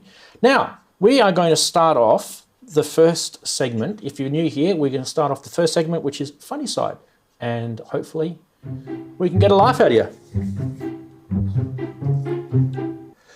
Disclaimer, laughs are optional. First one off the ranks is this one. And I have to admit, I did laugh at this one. Me too. Oh, dear. I will hunt you down if you do that in here. I will hunt you down. Let's get that smile off your face. I'm going to record that tomorrow. Get that smile off your face, woman. You do not touch these cables. I just want to remind people what cables do look like. Hang on a sec. We will go to because we do have a lot of Uraraki sort of mess. If she came in here and unpatched that. By the way, this is live. If she came in here and unpatched that, I would be seeking some sort of repercussion. Anyway, we should move on. How long to make that? Jim, you recommended this one. This is a good one. I did indeed. Wow, you here? I thought you were financially stable. I don't know if you guys have watched that. It's great, that show, that how Squid Game, how the Koreans produced it, and they selected people as contestants and everything. And there's this guy. If you haven't watched it, it's on Netflix. Do go check it out. It's a bit weird, but I think entertaining is a good word for it. Anyway, that's that one. Brutal as well. So be prepared. Yes, it's a bit. It's one of those things, shock and awe is the way that they do these things. Well, that, and I also watched the last ever Expanse. Oh, I know. Isn't that sad? We'll talk about that in a sec, actually, because I love that show. We'll talk about that in a sec. This one came in here from Keith. Select all the squares with 2.7K resistors. As if you can see the 2.7K resistors, you're doing well. Welcome to Surface Mount Components. Hey, Kent, how's it going with the magnifying glass there, mate? Beautiful. Moving right along. If you can afford a truck, you can afford a synthesizer. Okay. This was actually an ad. It's a genuine advert. This is actually a genuine ad back in the day, and obviously it struck a chord with people. Being a monosynth and everything, that would have been quite funny, but it certainly did. Boom, boom. I do the jokes here. Thank you very much. That was funny. What was that a Moog or I can't tell. I think it was a Moog. But I can't tell. Looked like a Moog. What was your favourite this week, gentlemen? Cables. Cables? Sorry. No, let me change. Yeah. The picture. The squares. I go for the resistors. Yep. That is mental. So we're going to go with this one. Clean in your room as well. Clean in your room? Okay. What are the chatties saying? What's your favourite, chatties? Cable cleanup? Yeah. That one got a lot of laughs. I scabbed that one off of the Synth memes group on Facebook. If you haven't joined that, you should go check that out. It's a good group. Big hello to Jim if he's watching. Right. Okay. We should head on over to... Well, before we do, let me just tell you a little thing about today's news. I mentioned this with the people that are here early. Now, the people that are here early get some secret sort of things that we say, and then they're kind of like, I know before you know. That's the cool thing about being here early on the early show. But I can tell you that today in the news, we're going to look at a really, really cool VST that's been around for a while. It's programmed by an amazing, awesome guy who we all know, and it's free. And today we're going to show you it's now natively running on Apple Mac M1. Now, I'm not going to go to it just yet because there's more news. We will also talk about a nice little sampling machine that's got a firmware update. We're also going to talk about something that's been hacked, as in hardware, and this is a cool hack. So, and speaking of hacking, we're going to talk about some software that's been hacked too, which is good. And not one, but 2 synthesizers may drop this year that will absolutely rock your world. Stay tuned for news. You need to do it. Dum, dum, dum. Yes, everybody, the first thing that I was talking about, if you are living under a rock, is this amazing VST by Oleg. He's the programmer and author. He's actually in the chat, so say hello to him. His name's Grey Wolf in the chat. BlueARP is what I'm talking about. It's a VST. He's a top guy. He's been on the show before. Not only does he do these VSTs, but he also does, what's the opposite of VST? Hardware. Hardware. Real stuff. Look at that. BlueARP. Look at that. I'm doing the cuckoo thing now. Right. We shall pop on over to this computer here. He needs a news desk. He does, doesn't he? I need to have one of those virtual And rooms. Ranzee's news desk. Look at this. Look at this. Let's do this. Oh, look at that. It's running it's real. It's running on a Mac M1. Yes. That's brilliant. Now, what we're going to do before I'm not going to really go into this a lot because we haven't got a lot of time, but I am going to show you a nice little video from Oleg. Let me just get that set up for you guys. He's been so busy. He's been a champ. Let's give him all the love we can. So here we go. Hi, this is an overview of changes and new features in BlueARP 238. So in brief, it's Apple M1 Silicon support. So now it's kind of will run natively on Apple M1, but it will still run on all the Intel Macs. It's improved GUI scaling, and so it will scale up correctly on 4K monitors in Windows and on high-resolution displays on Mac. And it's new ARP mode setting, automatic on, off, and through for the live performances. So first, let's check the GUI. I get some requests from 4K monitor users on Windows that there's not enough scaling options, like even 150% is not big enough. So kind of basically 4K, I have Full HD, and 4K will be 2 times linear as big, and it will fit kind of 4 Full HD screens. So yeah, maybe can be pretty small on 4K. So I added this 200% scaling option, which make it, for my screen, it's too big. But another thing that on 4K, it should automatically detect the screen resolution and scale up 2 times more additionally. So if you run BlueARP in 100% GUI scaling on 4K display, it will be actually 200%. So it will kind of scale up automatically depending on the screen resolution. And if it eventually, maybe something will go wrong, I didn't check it because I'm just going to see if we can get that to look a little bit better. Sorry.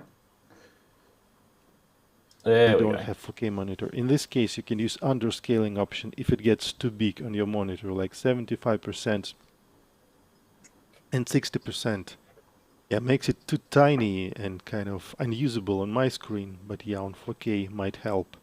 First, let's go to my MacBook Pro and check how it looks there. Now I'm screen recording from my MacBook Pro. Let's check how the previous 237 version looks like. And here you see that everything is quite blurry. Now let's go to the FL Studio. And here we have BlueARP 238. So you see it's kind of much sharper and better. Nice. And no blurring. Now let's go back to Windows and check the other features. So we're back to Windows. Let's check this new ARP mode. Options, 2-key and 3-key auto on off and automatic on through. And what it does basically, if I press 3 keys, it arpeggiates, but if I press 1 or 2 keys, it's muted. Arpeggiator starts automatically only when the certain number of keys is pressed, 2 or 3. And 3-key automatic on through is more interesting, I think, for the live performances, because when I press 1 or 2 keys, it works just as a pass-through. So I can play solos, but as soon as I press 3 keys, it will start arpeggiating. Before we get to the demonstration, I have a new website. It points to the new website, which will hold information about the BlueARP DM, which I will start selling soon, hopefully. It's the hardware implementation of BlueARP, for those of you who don't know. But the plugin stays free and will stay free. So yeah, only the download page is different. Now let's listen to the demonstration. Well, I will use this ARP mode 3K automatic on through feature. So I'll mix arpeggiated lines with the solo lines.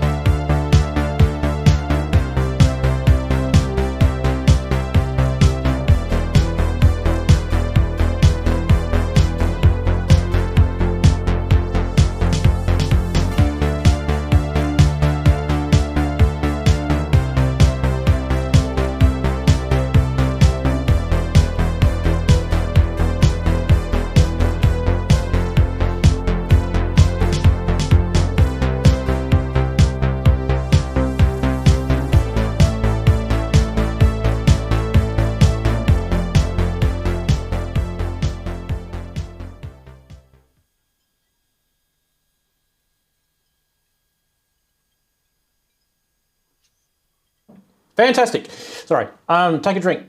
I'm really wrapped with the BlueARP. It's an amazing piece of software, and obviously, as a result of it being an amazing piece of software, it's also an amazing piece of hardware as well, which you guys will be able to get your hands on very, very soon. And just to show you again, yes, it is real. This is my Mac Mini, and that is like not even making a, like I've got Arturia CSVs running in the background. I've got Roland CSVs.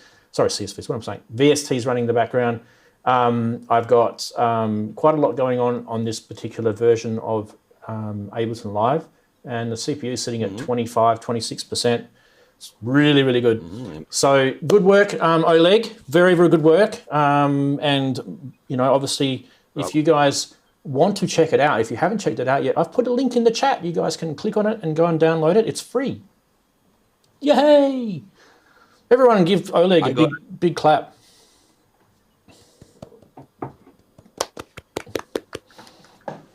Thank you very much, sir. Very good job. You guys got any questions before we move on to the next one about the BlueARP? He's in the chat room, so. Can it do like sort of parameter lock type things, a la Electron?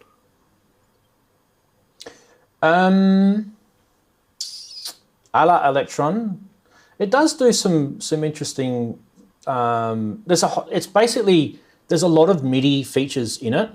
So if you can come up with a way to actually do that sort of via MIDI, because remembering this is kind of the whole thing is either built to trigger sounds from another VST within your DAW, or it's triggered to send MIDI out to your hardware. So that's what this whole thing's for. So if you can find a way to manipulate that via MIDI, then it probably could, because there's quite a lot of programming that you can do in each step, and it's got things like it's huge. What I suggest you do is check it out. It's probably the best thing to do, but I can make this bigger actually, because he's done that now. We can go here. We could even go bigger, couldn't we? I don't know if 200% will it'll burst out over the screen. Yeah, so 150% is probably where it's at with this particular screen. Now I am where I actually run my Windows computers on the left, and here is they're both 4K. So I've actually tried it at 200% on 4K. It fits beautifully on it. This is not a 4K screen, but you can see in here there's a whole bunch of settings that you can make with each step, and it can all be programmed in. Like it's very, very, very deep. So what I suggest you do is go check out Oleg's YouTube channel. You can just click on his name; it'll take you to his YouTube channel, and you can go and check out some of the things that it's done.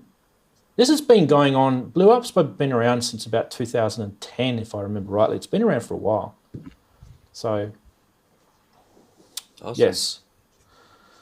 The thing is with parameter locks is that Oleg's saying in the chat he doesn't know exactly how they work, but if you understand how they work on an Electron point of view, you could probably get MIDI to manipulate that somehow with this. So it's got a lot of MIDI under the hood. And as I mentioned before, there's the hardware version that he is very, very close to sending out. Now, they will look like this. So there's two different, I think if this website is still there on my other computer, I can show you guys what they look like. There's going to be two hardware versions. How many MIDI hardware devices can trigger at the same time?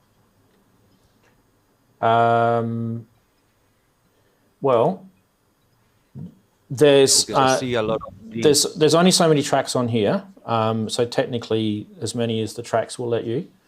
But just, let me just quickly go to this. There's the two different versions of like case style. So there's kind of like a white and black. They're like 3D printed cases almost, and then the blue one, which I just showed you, which is kind of like a see-through case. Love it. Because it's called BlueARP, that's why it's blue. I did ask him to change it to purple ARP, but he wasn't wanting to do that. That was that was just for rave. Hey, Darren. Yeah, he needs to do a purple covered one. Yeah. Yeah, it'll match my the TD3 or whatever it is from Behringer. Nobody cares about that stuff. Okay, we shall move on. Where were we? We were up this part of the world, and this is the second thing that we want to talk about. Yes, this thing. I did mention to you it was going to be a sample / sequencer type thing. So, and that is this in real life if you're watching. Polyend tracker. So what's great about this? Well, why don't I show you? Because I don't have to go to the effort to actually explain when Polyend have done that for me by releasing a video. And we will look at that right now.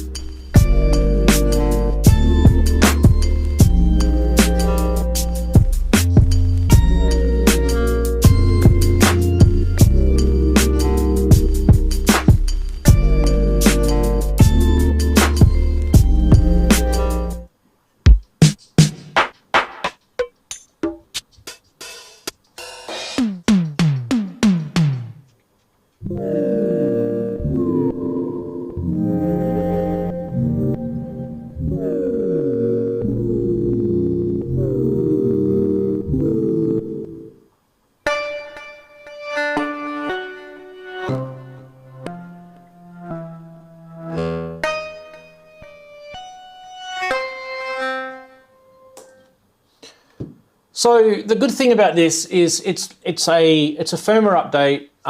But what this firmware update does is it fixes a whole bunch of bugs which were making people crazy about this thing. But it adds that new feature that I was just showing. So the new feature, if you missed it, is that you can now save separate instruments with all their settings, including the envelopes, automation, filter, FX, and other parameters, and they are organized and saved in instruments folder. And that instrument folder can be moved across to your computer and back again, so you can back it up and take it off. Or you can I don't know if you guys know, but the Polyend trackers, they've got a little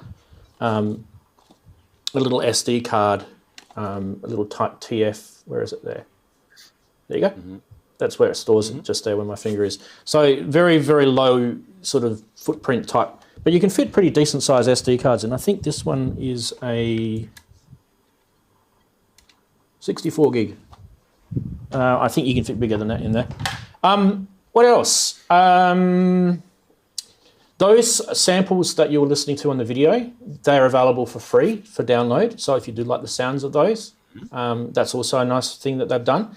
And the bug fixes, the list is huge. I'm not going to go through all of them, but I'll just give you a couple of things.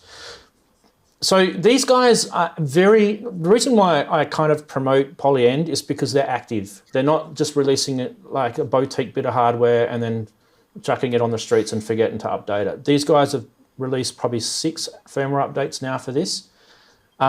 Incorrect fill range in certain settings were now fixed. Sample recorder wasn't recording if a MIDI chord was playing.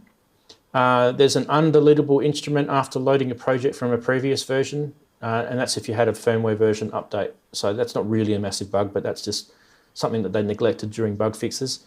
There's a bit of regression on some of the samples. So they've fixed that, fixing freezes on granular LFO settings. So there's a whole bunch of stuff that they've gone in and fixed.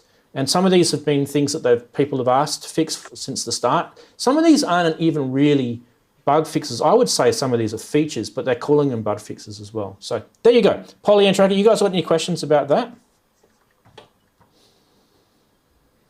Does anyone remember? Yeah. It's free of charge, by the way, the update. Sorry, who was that? Was you, Jim, was it? No, it wasn't me. No. Was it Eddie? Sorry. No, I just said that you're a Polyend person, so. Well, I am the Polyend person, but you've got Polyend. What are you talking about? I haven't. Haven't you got Polyend in your Eurorack? No. Oh, I thought you did. Sorry. Eddie, did you say something? I literally heard someone say something other than Darren. Out of ignorance, because you said it can load 64 gigabytes on an SD. That's tracker, right? That's just the storage card where you save your samples to. I've got 64 gig in there, but it can do bigger. Yeah, it's a sample. It's a sample player basically. I was thinking that the file itself should be really small, so like MIDI size. So that's a ton of space. Oh yeah, it's massive. I probably am maybe only using 1/10 of it, or if that. So those little TF cards, they're so cheap, like 64 gig. You know, what are you looking at? £10, £15 for one of those at the local, computer shop. So yeah. Anyway, Polyend tracker. If you haven't got one already, and you are into that sort of groove boxy, but in a different way, maybe you've gone out there and you've bought Roland groove boxes, thrown them in the bin. You've bought Korg groove boxes, thrown in the bin. You've bought Electro, thrown in the bin. You don't like anything. You've tried even MPCs. You've tried everything, and you're pulling your hair out. You hate DAWs. Maybe it's because you need to get a tracker. That could be really what you need. I don't know, but when it's straight into the. You may have given up music by that point. If you. You're very poor. Yes, that too. Look, some people say that I'm a bit of an old hack, but this guy, he's a pretty good hack. Let's check it out. I got stuck with making beats on my Electro synth lately. I used it mainly as drum computer alongside my Minilog. Wait, what did that say on the screen, guys?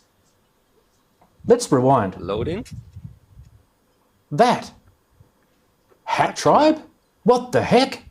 Let's watch. Hacktribe synth lately. I used it mainly as drum computer alongside my Minilog. And while you got a bit of variety on how you modify the stock sounds, it gets a little boring after 6 years of usage. So I had a look at the old OS swap from years ago, but I didn't want it to downgrade. I searched a little longer and finally came across a new attempt at a hacked version based on the 202 firmware, the Hacktribe. The new functions include sampling, new VPM and FM oscillators, all filters from the synth version, more insert effects and more scales and grooves. The modification of the firmware went smoothly using the Python script provided.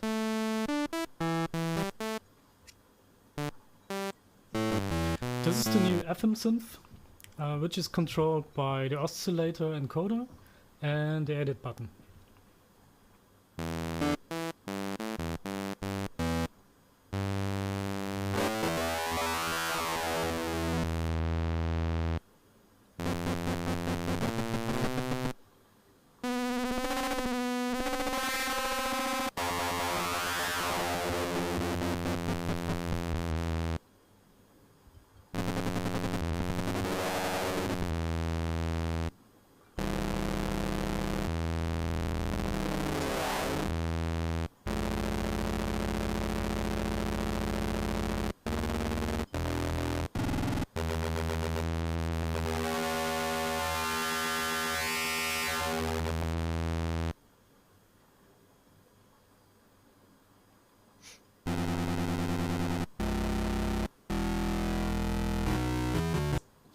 Anyway, there's a heap. Okay, so Electribes, right? That one that he had was the standard one. This is the sampler one that I've got. By the way, I don't know if you guys know, but you can actually interchange the firmware on these, and they work completely fine. However, if you do have the sampler and you are thinking about getting this, and it's out of warranty, so you don't have to worry about it. If it is in warranty, maybe you don't do it. It will probably add less of a disruption to the actual firmware itself, in the sense that it probably just adds on the FM stuff. But if you do have the Electribe, the non-sampler version, it will add a whole bunch of sample stuff to your Electribe non-sampler version. So you probably want to check this out.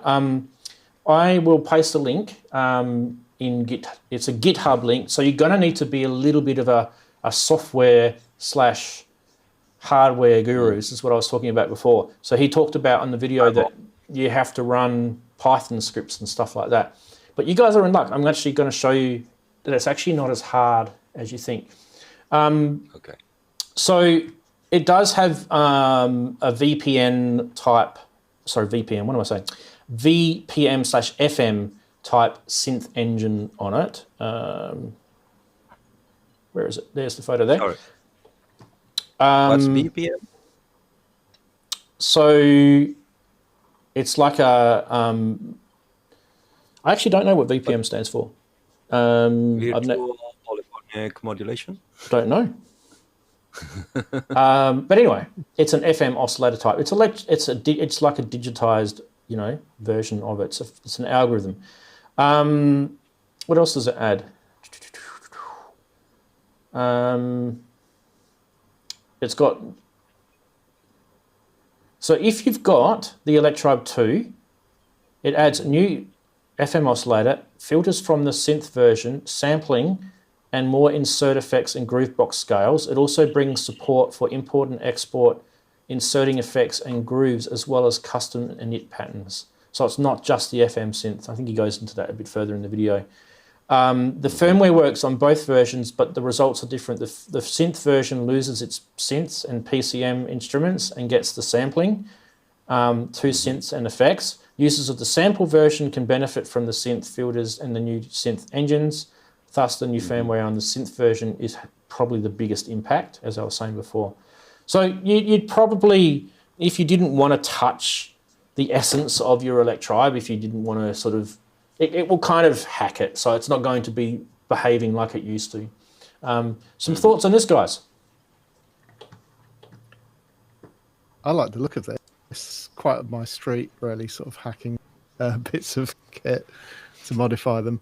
I mean, sound-wise, I don't think it gives me anything that I don't get from my Electrons. Really, you know, I've got the Digatone and Digitact, so Yeah. it's kind of cool though. Have on box as well, though. Yeah. Yeah, it's interesting. Hats off to the guy who's done this. It's like, really.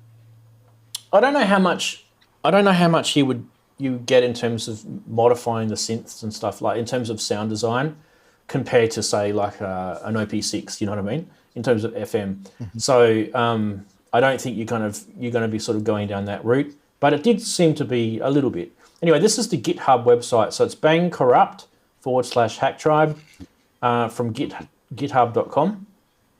And you literally will have to follow these instructions here on how to install it. So it's really kind of nerdy, unfortunately, for those who want to do it. I am going to show you guys a little bit later in the show. We're gonna do something with Python, and it's a sort of hack. But showing you how to use something with Python on a Mac. We're not going to be hacking my Electribe, unfortunately, but it will show you just how easy. Do it. It will show you how easy. No, I don't want to do it. I like my Electribe the way it is. Right. He doesn't want to brick it. I am not into peer group pressure at all. Guys, I mentioned before that there could be a really, really big game changer synth about to hit our doorsteps, I guess. I think this will. This stuff is going through US federal, these are like technical drawings that Akai have been sending in to the US federal government for approval, you know, obviously for their engineering approval. If you're into the electronic industry, you have to go through all this process. But I don't know if you guys can see, but if you read it up the top, it says Akai MPC Key 61. Yep. Right? These are officially submitted to the US government for approval. Now, I don't really know a lot about this, but just by reading that label, it's a keyboard with 61 keys and it's an MPC. Now, if you just compute that for a second, the gravity of that in your head, if you've got an MPC and it's got a 61 keyboard attached to it as a all-in-one unit, and I guess Akai are well on their route of getting this thing, you know, approved and everything. Are we looking at the modern version of a CMI Fairlight here, guys? Okay, now you intrigued me. Well, what's an MPC? I don't know. An MPC is like a sample player and also a sampler itself, right? So it does both sample playing and sampling. It's also a groove box. It's a sequencer. It's a MIDI controller. It's a clip launcher.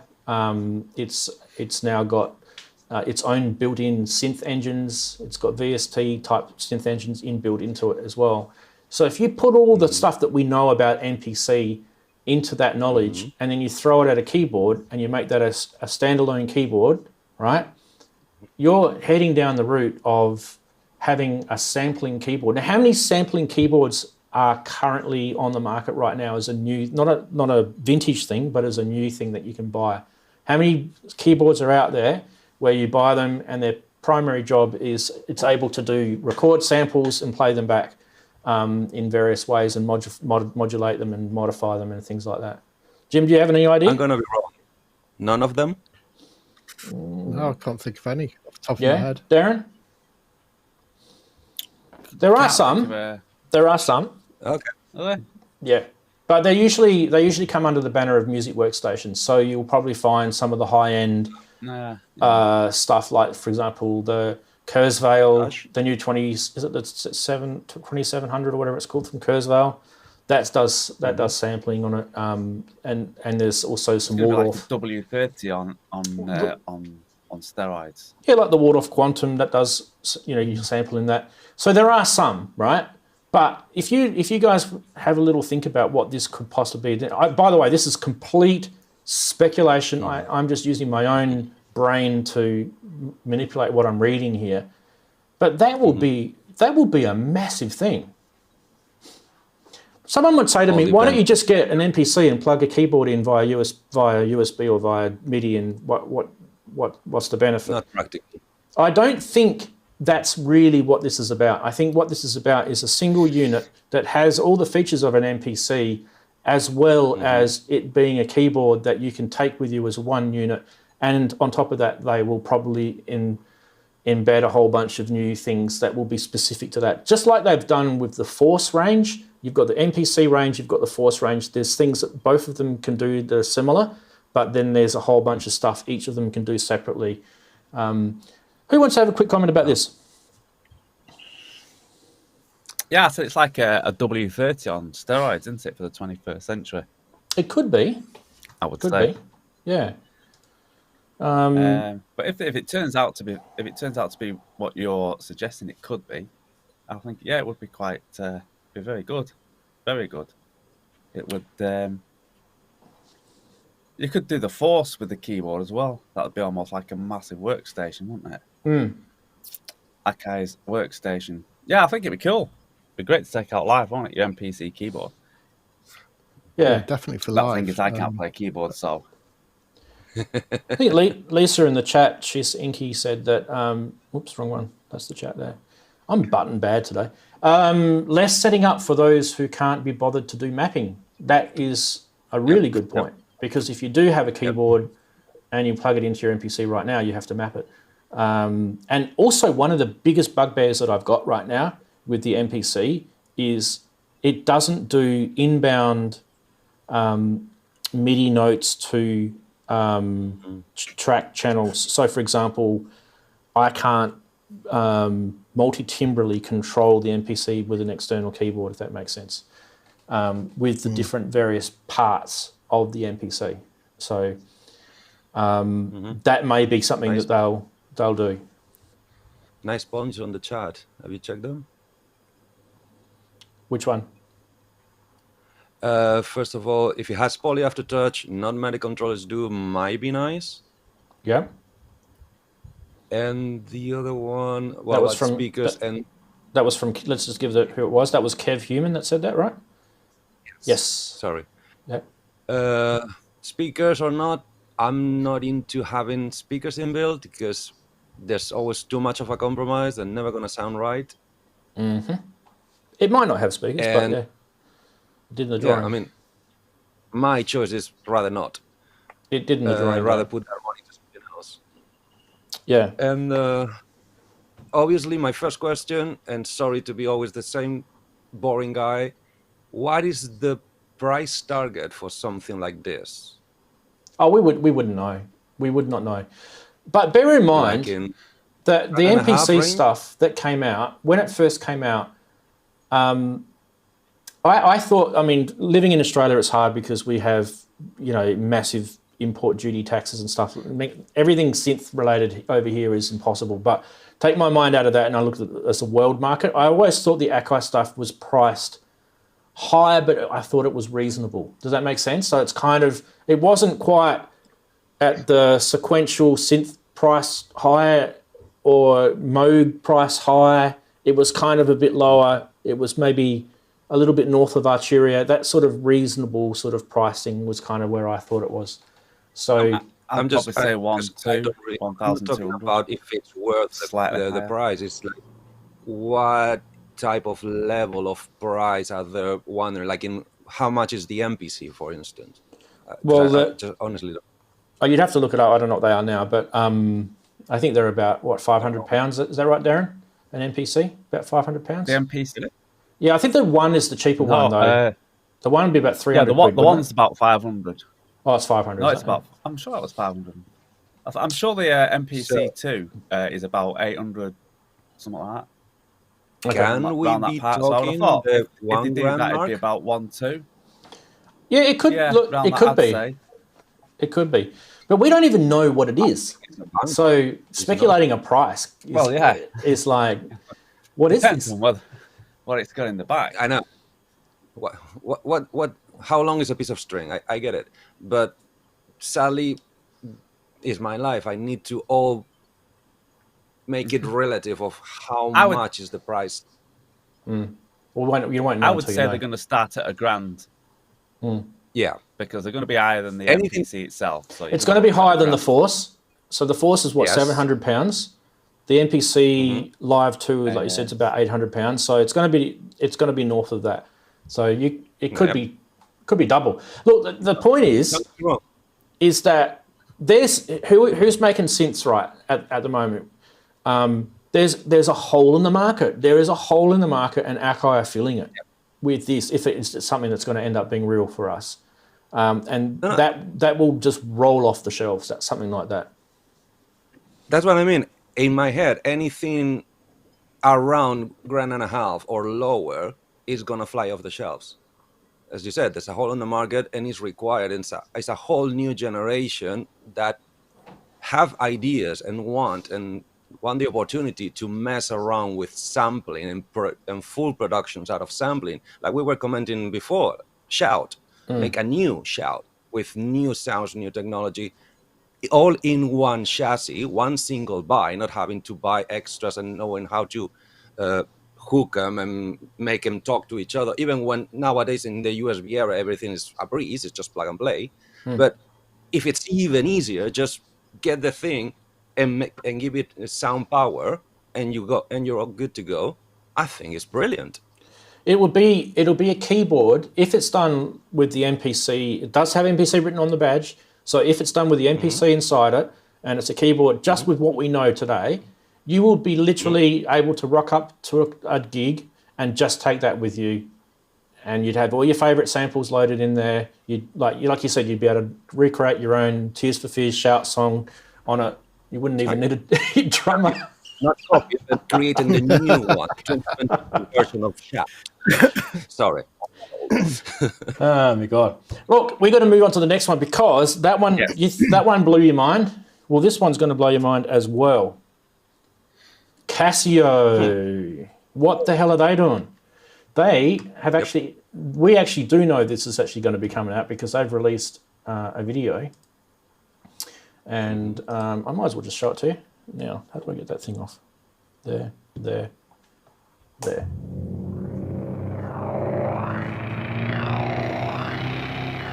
Do you hear the music?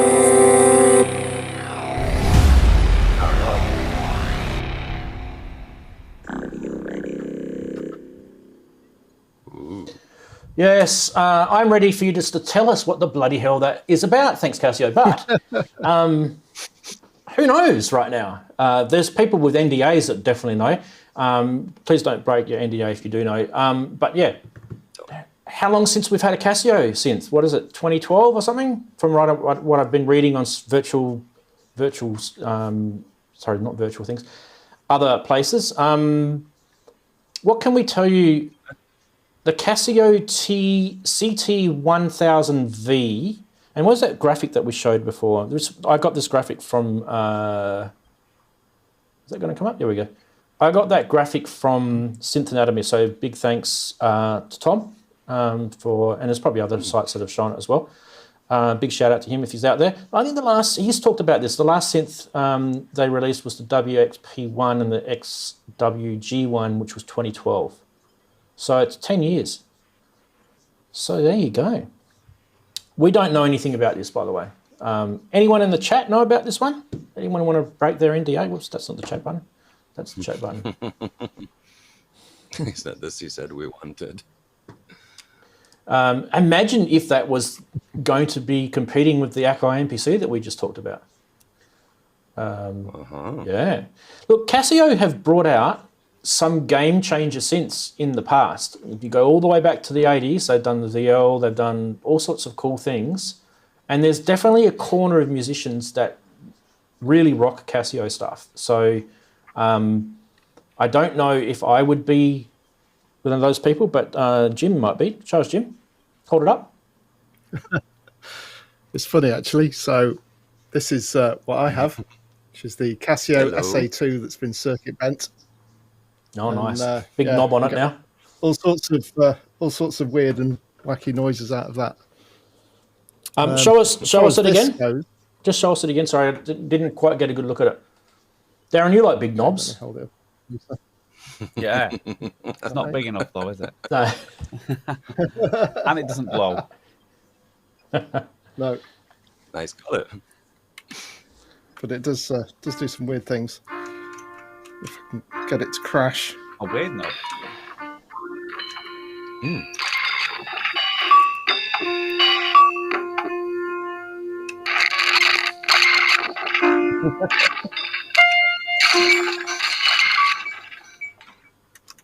So yeah, I can get all sorts of strange noises out of that. It's quite good for sort of sampling and you know, doing a bit of granular on, because you get some really strange sort of effects.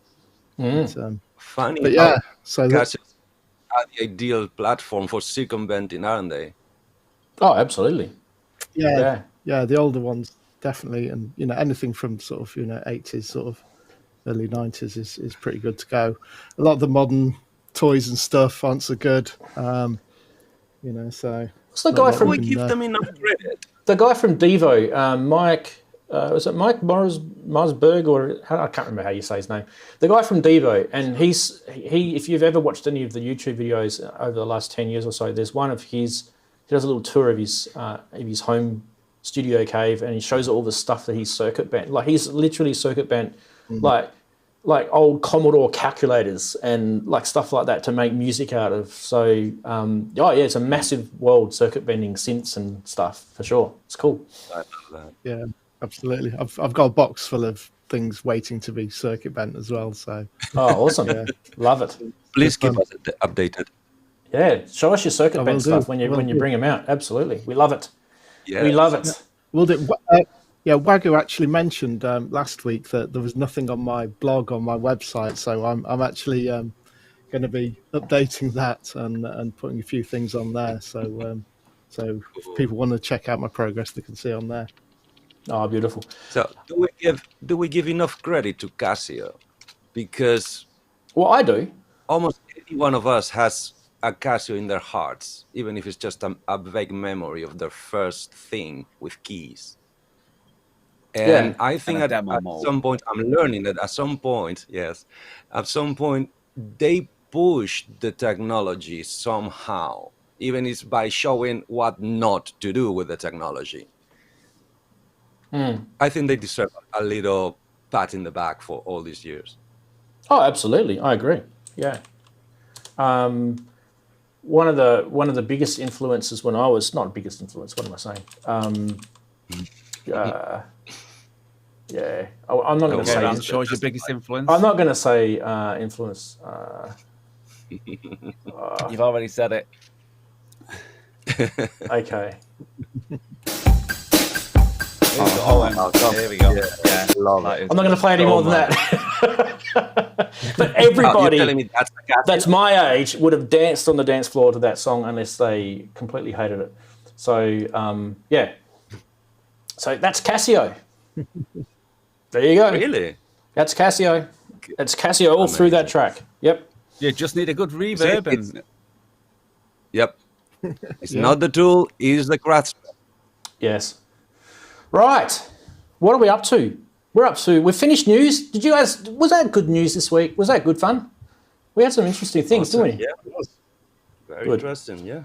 Fantastic. All right, we are going to go on to second to last segment. Second to last segment. Is it hot today? It's very hot here. Yes. Now, big thank you to Andy, who is Synthetic, who's just jumped in. He's one of the regulars on the show. He sent in all of these this week. So if we need to discuss them, we can bash him about the brow. Pioneer DJ C/O Off-White DDJ 1000 Virgil Abloh. I don't even know what half this stuff means, so I'm not in the DJ world. Off-White. It's definitely on the right-hand side of that. It's definitely Off-White.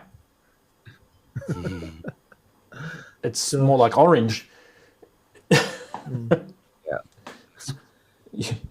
So, You can't Is separate that- them, can you? Is it a fixed thing? How much are these DJ 1000s worth? I mean, seriously, this is the DDJ 1000. I don't really know what the difference is, but there's a lot of knobs on that thing. I Are they worth 7,000 US? No. Yeah. Okay. I used to be related to this enterprise, but back in 2002, and the ones that could play CD and mangle it like it's just an MP3, yes, they could go for $1,000. Yeah. Pioneer. Yeah. But these ones, they look like they just handle files, just digital files. This because looks more modern than that. I don't know. They look too shallow to me. Yeah, I don't think this is a CD and one. stuff. Could be right though. All right, let's go to the next one. Crazy. The Roland TR-8. This is something I understand here. Look, I can understand this. $12,000 US for a drum machine. It's free if you want to pick it up. Perfectly fine. They'll even post it to you for free. Payments anyway. Yeah, buy it now. Add it to your wish list. Add it to your watch list even. I can read. Or just give them make an offer. I'll offer you $12. There you go. I'll take a couple of zeros off the back of that because that's about all I'm prepared to pay. Right. It doesn't say whether it's in working order, does it? It doesn't actually, no, but it would be at that price. Have you guys ever noticed? I actually never ever knew about this thing. This is cool. So this is a 38-note MIDI flute. Now I always mangle the name, how to pronounce this. Do you say Calliope? Is that how you say it, or is it Calliope? Calliope. That's what I thought, right? I guess. Yeah. Calliope? I always mangle that. Anyway, it's $320 shipping if you want to ship this thing, or it's $11,500 US if you want to buy it. I don't even think I can afford the shipping. Yeah, but I want one in the background of my studio here. like in the background now. I have that. VE Sounds wants me to hit buy it now. If only I could. I'm hitting it, but it's actually a screenshot. Unfortunately, I can't actually press the buttons. Yes. What has everyone got a Calliope sound lined up on their synth right now? That'd be cool. We could just do a little Calliope thing. I'm way too slow to get it. Yeah, but once again, this D50. looks like a piece of craftsman one-off. Doesn't even look mass-produced. Yeah. Looks like furniture. Yeah. I'm trying to be really quick at getting a Calliope sound. Sorry, because would it be a D50? Wouldn't it? Sure. D50, wouldn't it? In fact, any general MIDI would do it. It's in there. It's in the list. It has to be D50, surely. I could be wrong. Well, if you've got Roland, you might want to go for I the do have 250. Roland, but I'm like scrolling through friggin' bloody patch list now, and it's just too slow. Sorry, not going to do it. Anyway, that's enough of that one. What else? It makes a flute sound anyway. Yeah, it does. It makes a lovely little sound. Right. If you are interested in the Electro Comp EML 101 synthesizer, which has been fully refurbished, and you can get this for $7,278.88. Don't know what the 88 cents is going to get him, but I think that might have been conversion, by the way. Mind you, we should, when we do eBay listings from now onwards, we should just put some like random last couple of dollars and cents number at the end of it, just to like, just to troll people. 123 Synthland. There you go. That's got a nice little Question briefcase. Yep. Why is this too expensive? Not because it is not. It's because we've been used to way more rich stuff for since they look this old. This is not Why too makes expensive. this one? Oh, okay, good. It's just that I can't afford it. This segment is more about me and Andy and other people just having a little cry that we can't afford half of this cool stuff that we can see. I mean, that's pretty much what it's about. Yeah. I feel you. I can't get a TR-808. I never can get one. I'll have to get a Behringer one instead and just cry over my Wheaties in the morning. It's like you usually say, if you find somebody with the know-how and you get the blueprints, building You could make one. a one-off would be cheaper. Yeah, look at Tie Grinder, the guy that remade the Jupiter 8. You know, completely remade it from scratch. He, in fact, he did such a good job of that. He sort of documented the whole sort of process. I think some of the stuff that he documented, he's actually had to take down because he got it so correct. But anyway, you could do it. You could do it. Hey, guess what? It's time for the segment that we didn't have last week. Hooray! Now, I need to get rid of I need to get rid of the D50. Sorry. Goodbye, D50. It's okay. Is it a D50? Give it to me. It's a D550. Okay, here we go. Right. Now, where's my stinger gone? I've lost everything. I've lost my stinger. What's going on? There it is. Get your Here we things. go. Yes, it is time for Name That Synth, brought to you by Eddie, who's somewhere, not in here. Somewhere.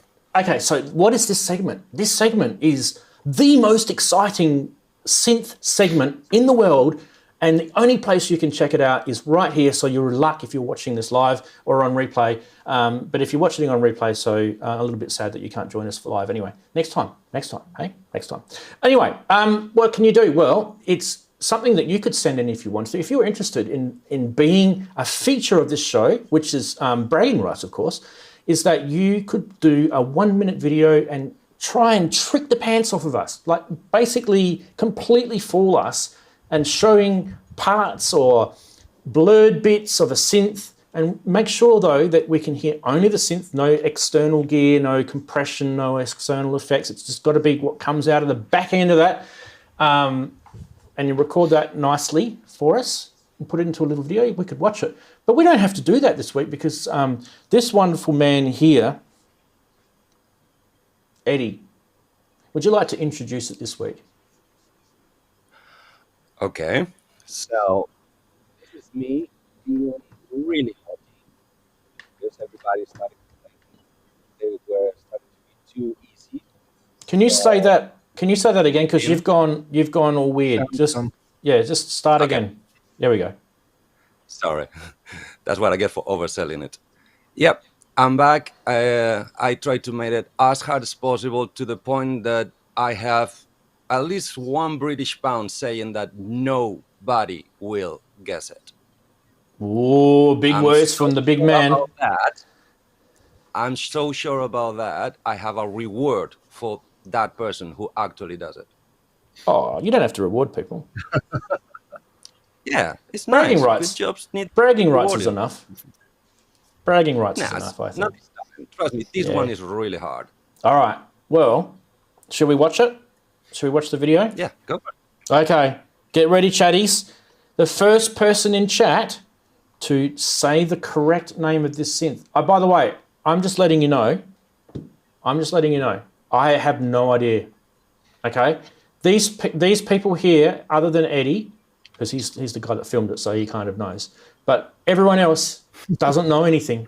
No one knows. Well, if he doesn't know, we've got issues. Yes. Anyway, let's do it. Hit it.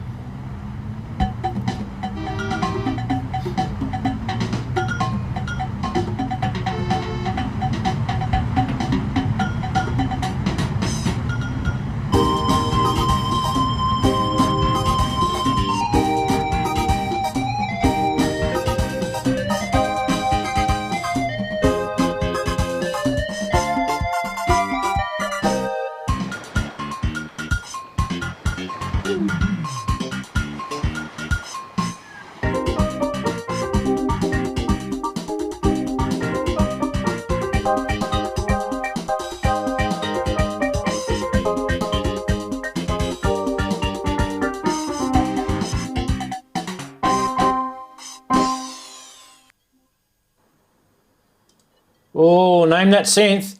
Now, Eddie, are you looking at the chat room? Sorry, no. Okay, please glance your eyes at the chat room, if you can.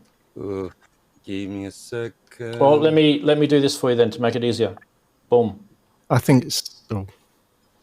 So what we've got, Eddie, is we've got a few people saying Casio. We've got one person saying it's a It CT6000. We've got one person saying it's a CT636. We've got one person saying it's a 638. One person saying it might be Yamaha. Some person saying it's a TX200. Let me know if anyone's got it correct, though, first, okay? You don't have to say who, but just let me know if anyone's got it correct. Or just say no. Someone said DX7. So there we go. All right. Has anybody... Oh, hang on. Half God, half Beast said it's a Yamaha GM tone module. So let's be more specific, please. If you're going to have a guess, because there's a million of those things. Keith said DX1.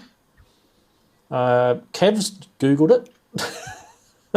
They're busy Googling it right now. Right now, they're like, come on, you stupid browser, fast. No one's getting it. Nobody's getting it. Has anyone got it correct yet, Eddie? Can I have 1 minute? Because I need to check. Yep, you can have 1 minute. If you could just give me your guesses. Yeah, we've given them. They're in the chat. I mean, who do you, Darren and... what we think it is. Oh. I have absolutely no idea. I was leaning to... I have no idea, really, but I was leaning towards a Casio with the tone bank bit, because I think Casio used tone bank. Mm-hmm. I think it's a Casio other than that, CT660. So Jim's put Casio CT660. Okay. Huh. Okay, then this could be wrong. I'll just redo it again. Just let me... Nope, that's not it.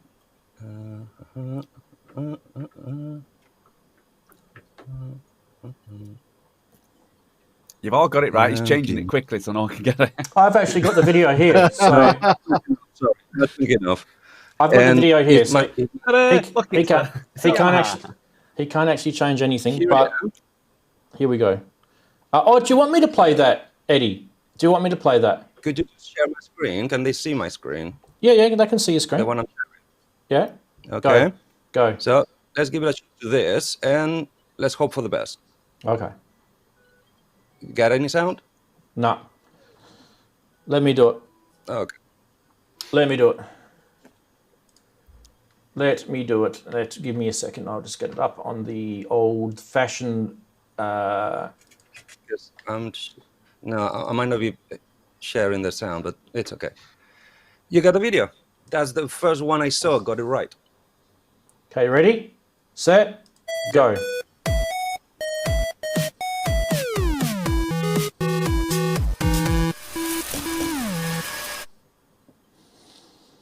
Whoa. There you go. Okay, are you ready to see who got it right? Ready? Oh, sorry. Set? Yeah. There you go. Mr. Gumby got it right. And this is my award. You get bragging rights because this is already imprint in the video for today's show. Yeah, fantastic. CT660. Okay, you ready? Want to see the rest of the video just to prove it? Who wants to see the rest of the video? Yeah, just to prove it. Here we go. Full screen that sucker. And remember, I paused the video here. I'm going to press play from where we left off.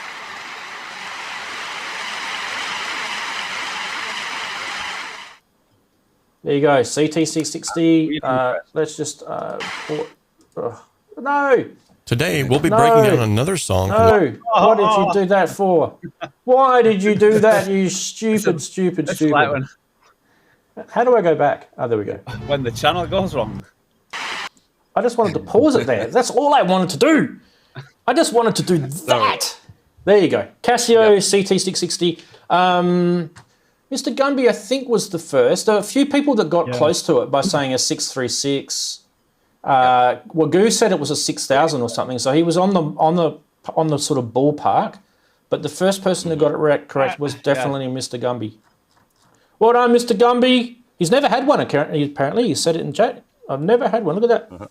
If you don't believe me, there it is. Isn't it beautiful that somebody got it and so many people got close? You see, we don't give enough credit to Casio. When you said no one would get all it. our hearts. Oh, absolutely. Those sounds were just dripping with amazement, in my opinion. I think it was the tone bank that gave but it. you heard. Well, I won't say give it away. Yeah. It was a tone back, yeah. It had, but what was weird is that, I mean, I'm telling you right now, I never watched the end of that video, so I haven't cheated or anything. But we were doing the show before, and we were talking about Casio releasing a new synth, and then we did da da da for a couple of seconds, and then the next thing you know, we've got the name that synth section. Isn't it weird how all these things kind of just all lapped up Casio for the moment? And also, Jim, you were showing your circuit bent thing. It was all Casio fanboys today. That's what we are. And yes, it That's was what it is, the not Casio. planned. It's the Casio show. Yeah. I got it after Mr. Gumby, but then again, I do spend a lot of time looking at these sorts of keyboards on eBay and Facebook Marketplace. Yeah. Casio, if you're watching, leave the money on the fridge. Thank you very much.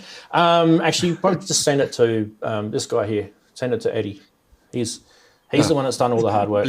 Yes, you're too kind. Just one little thing. Yes, it does sound bad, even when it claims it's a PCM sound engine, which is hard to believe. But the biggest problem with all Casio products was always the speakers. What I put here, and that's kind of a little bit of cheating, I didn't do any post-processing to the sound. I just summed the line out and the headphones out, which I don't know why. The headphone sound is louder and is clearer than the line out actually is. But when you put them together, you get this sound. And I always get amazed when you plug them. There's a good reason. There's a good reason for it.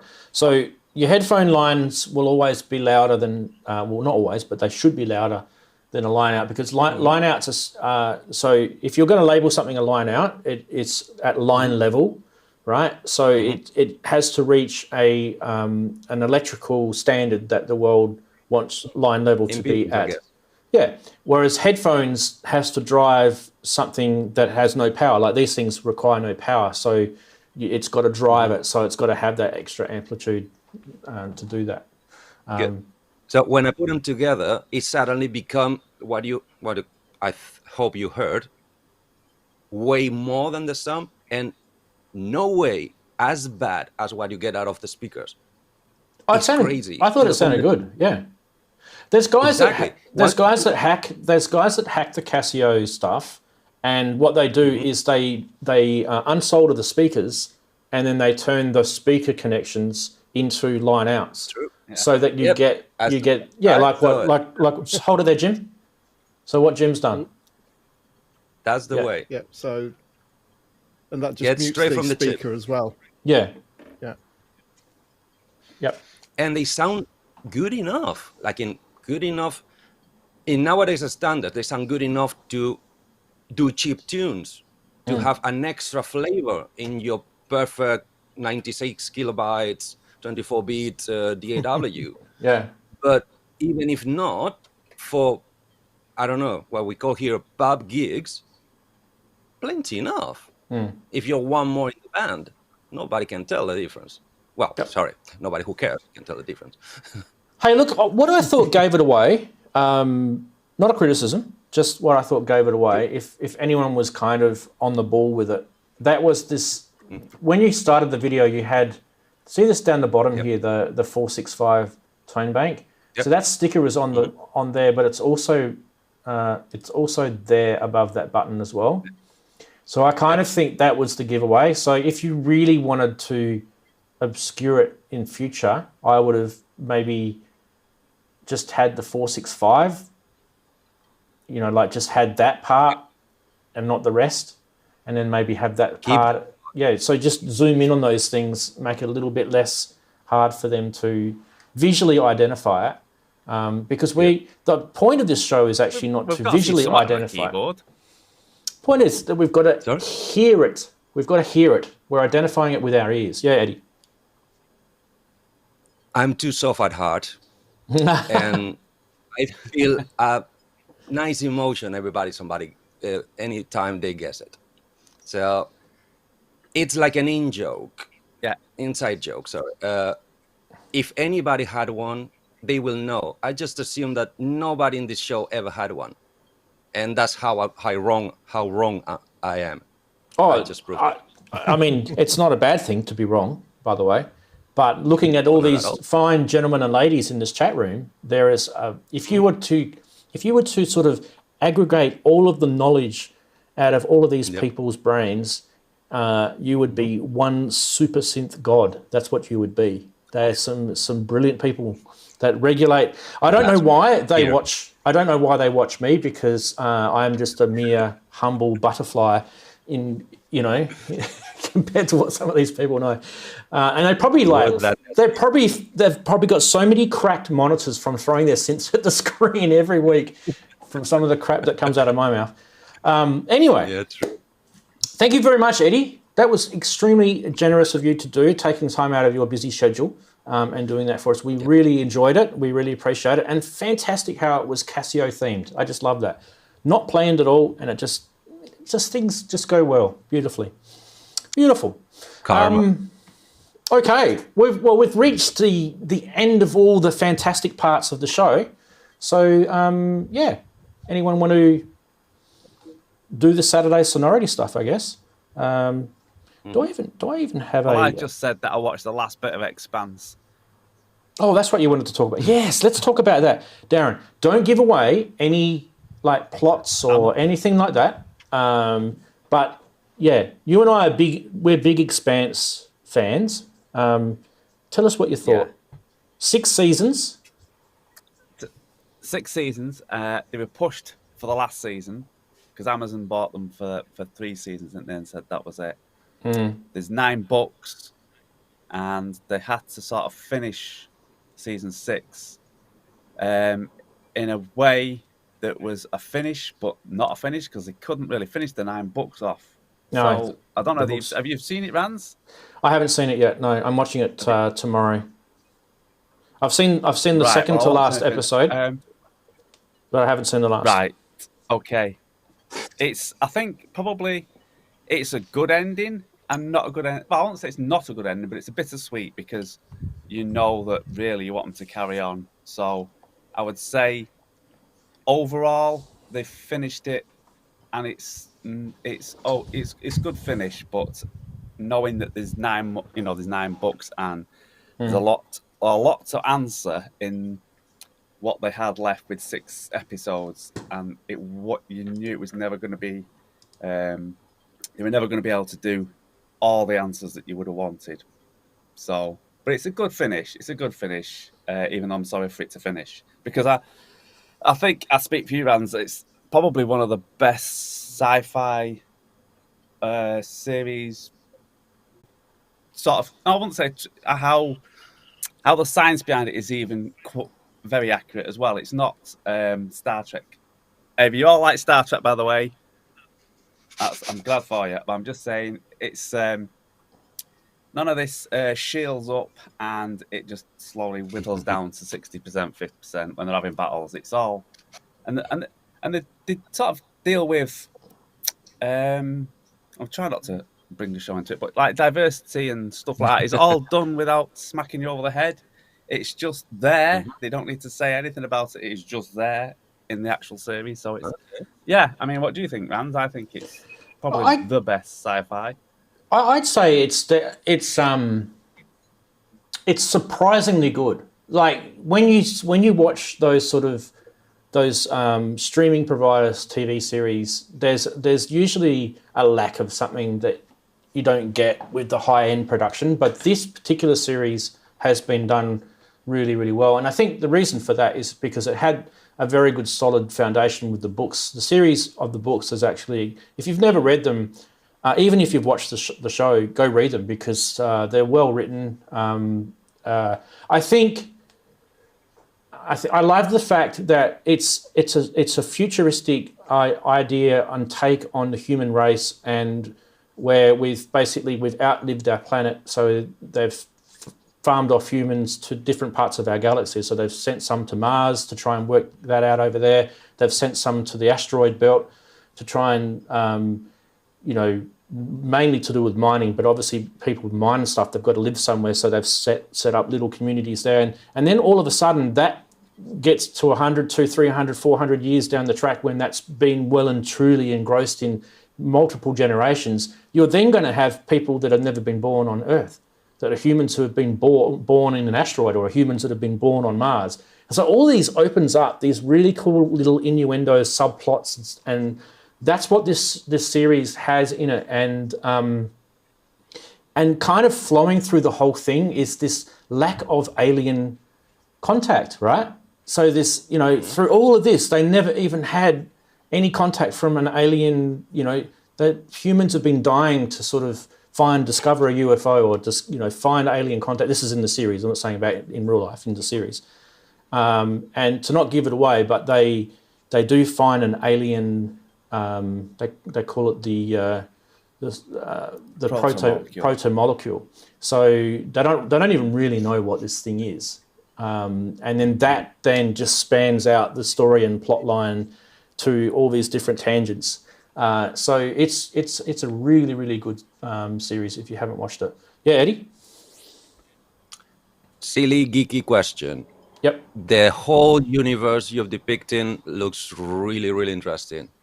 Is it sublight or light traveling universe?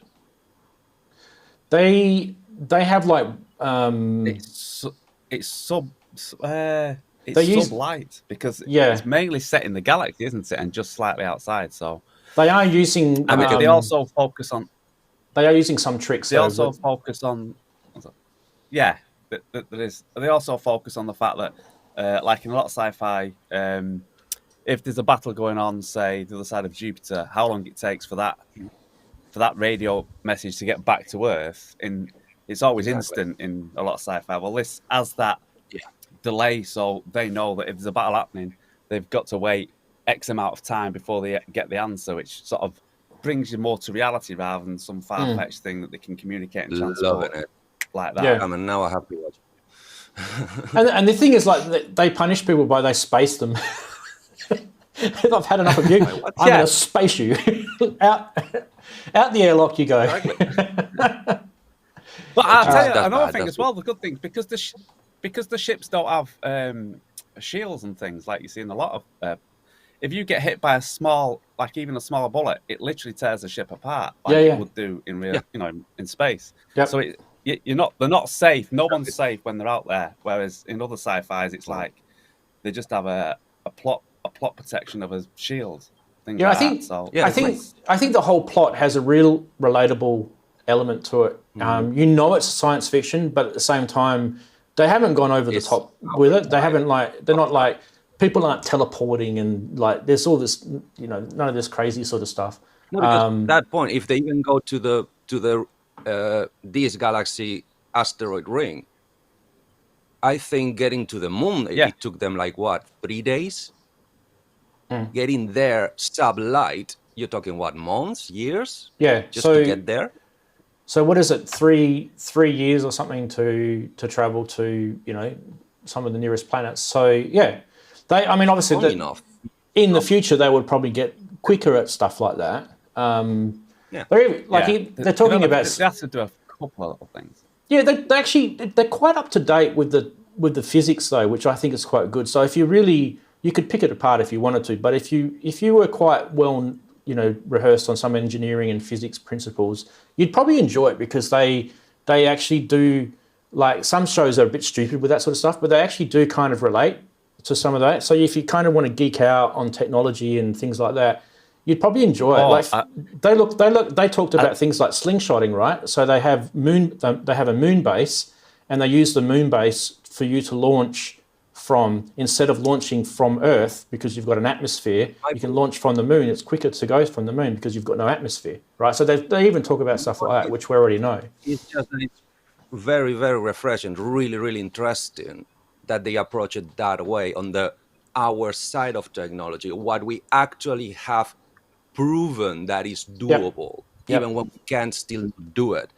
Like you said, Star Trek, warp speed, teleportation, all because they could not film landings just to sort of plot holes. And another thing, they go really geek. I tell you how geeky they go into it. That the CGIists and scientists who obviously work with the set, even when the shoot or the ships are firing, which I was watching the other day, this guy was explaining that even if you freeze frame it, they even show you that, because obviously if you started shooting in space, then it would propel your ship backwards because of the.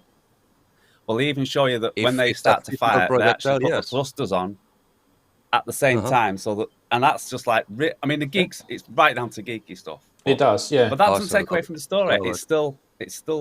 Oh, there's fantastic. Yeah. I haven't ventured into it, but I've had friends who have read the books and are quite nerdy, that sort of stuff, and they say that there's forums where people are like picking apart the show, like going into so many massive like rage arguments about it. If you had this rocket, do they have sound this. in space? They have sound in space. A Grumman Jim.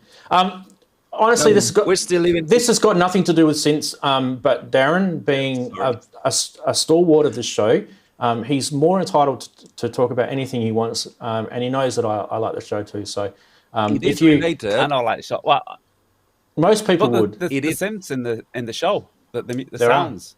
There are music. The music is amazing, actually. It's really good. Yeah, I did look up the producer at one stage, and I forgot his name. There is a guy that's behind it, and I forgot his name, and I really feel bad because someone will definitely look it up in the chat and mention him. But yeah, definitely, if you haven't seen it, go check it out. If you're into sci-fis, if you're not into sci-fis, then don't. Although if you're into a potential idea of where the human race might go, that might interest you. That might spark your interest. Yeah. You don't have to be a full sci-fi because the story and the plot behind it can take you right out there. Because my friend who watches it, he's not a sci-fi geek. He doesn't watch Star Trek and things like that. But he's been addicted to The Expanse. He's watched it from the beginning right up to the end now. Yep. And he loves it. And he's not a sci-fi geek, so yeah. And that's a good sci-fi. I think it's good sci-fi. I think it's got a. The other thing too is I think it's got a relaxed sort of speed to it. So because it's 6 seasons and around 10 episodes per season, it's got a fairly relaxed way that they lay it all out. So you're in for if you're going to watch it, you're in for the long haul. It's something that you could definitely binge on. Yeah. But it's not going to be one of these shows that will entertain you with fast action every 5 seconds, like all compressed into a few minutes. No. It's more sort of slow burn type sort of storyline. But the space battles are good. Yeah, the space battles are amazing. Thank you. Yeah. Come on. Some of the best ever. Space Odyssey. Oh, and the other one to watch, as Ken rightly points out, is the Foundation trilogy, which is I think it's only just started to show. I'm not sure if I've seen much of that. I can't remember. Is it on Disney? I can't remember what that's on. Asimov's Foundation? I believe so, yeah. Yeah, Isaac Asimov, yeah. Yeah. Oh my God. And I can't remember how many episodes I watched, whether it was 1 or 2 or 3 or a whole season. I don't know what it was, but it was pretty good. I don't know if it's quite as good as The Expanse, but it was definitely like one of the better ones. That is a challenge because Foundation gets really slow really quickly. Yeah, it is a challenge. That is a challenge. Yeah. So I'm up for it. Darren, there's a thing in The Expanse that I think.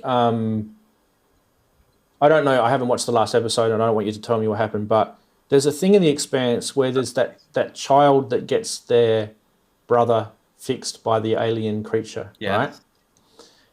Space dogs, yes. Yeah, the space dogs. They kind of look like little reverse buttholes walking around. I won't give everything away in case he wants to watch it. Well, you do need to watch it. Yeah.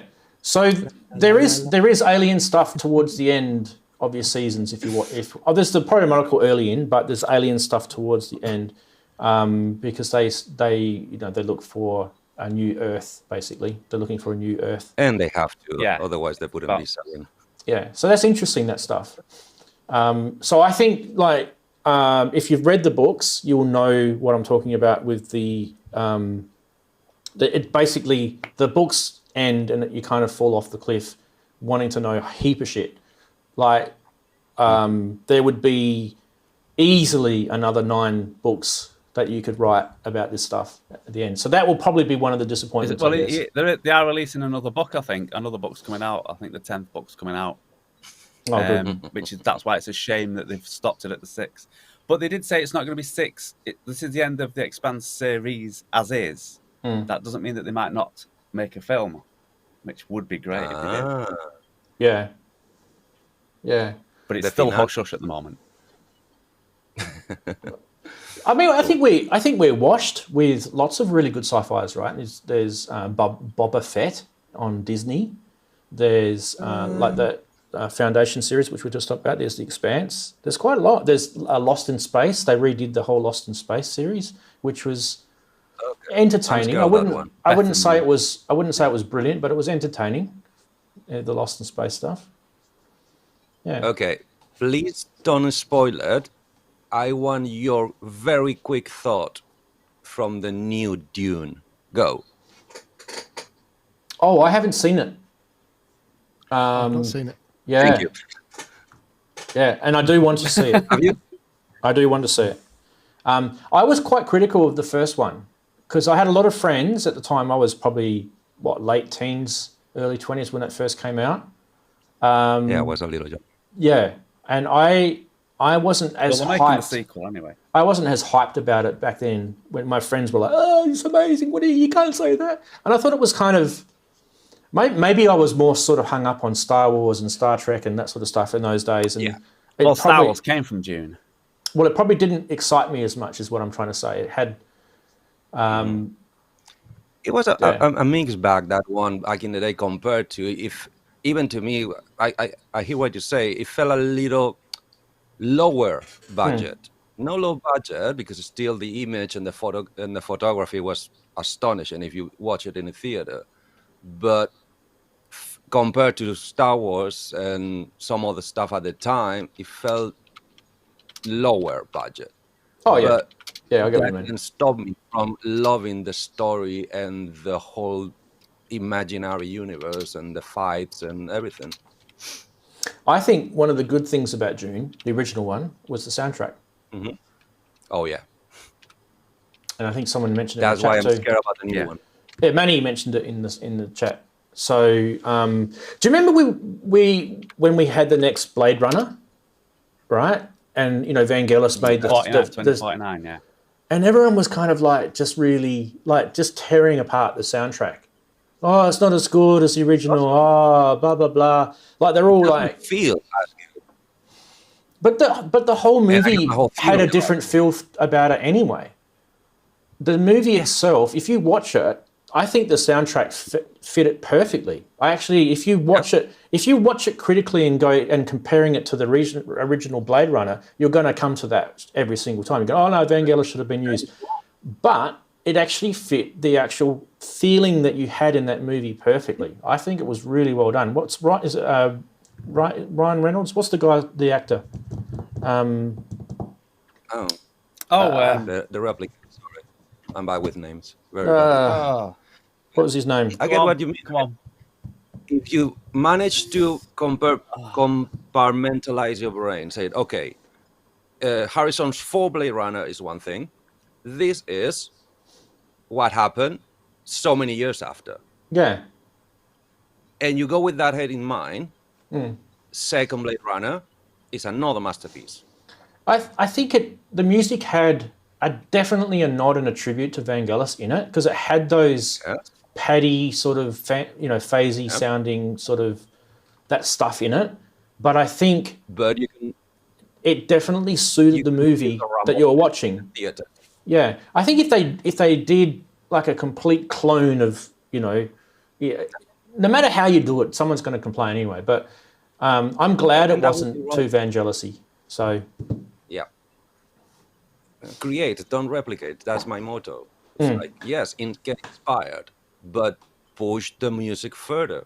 Pick it where it was and take it one step further. Would I go out and buy the new Blade Runner album as a soundtrack? No. I went and bought the Vangelis soundtrack. Yes. So maybe that might be a bar to measure from. But then again, these days we don't do that, do we? We don't go out and buy albums based on soundtracks. It's more... No.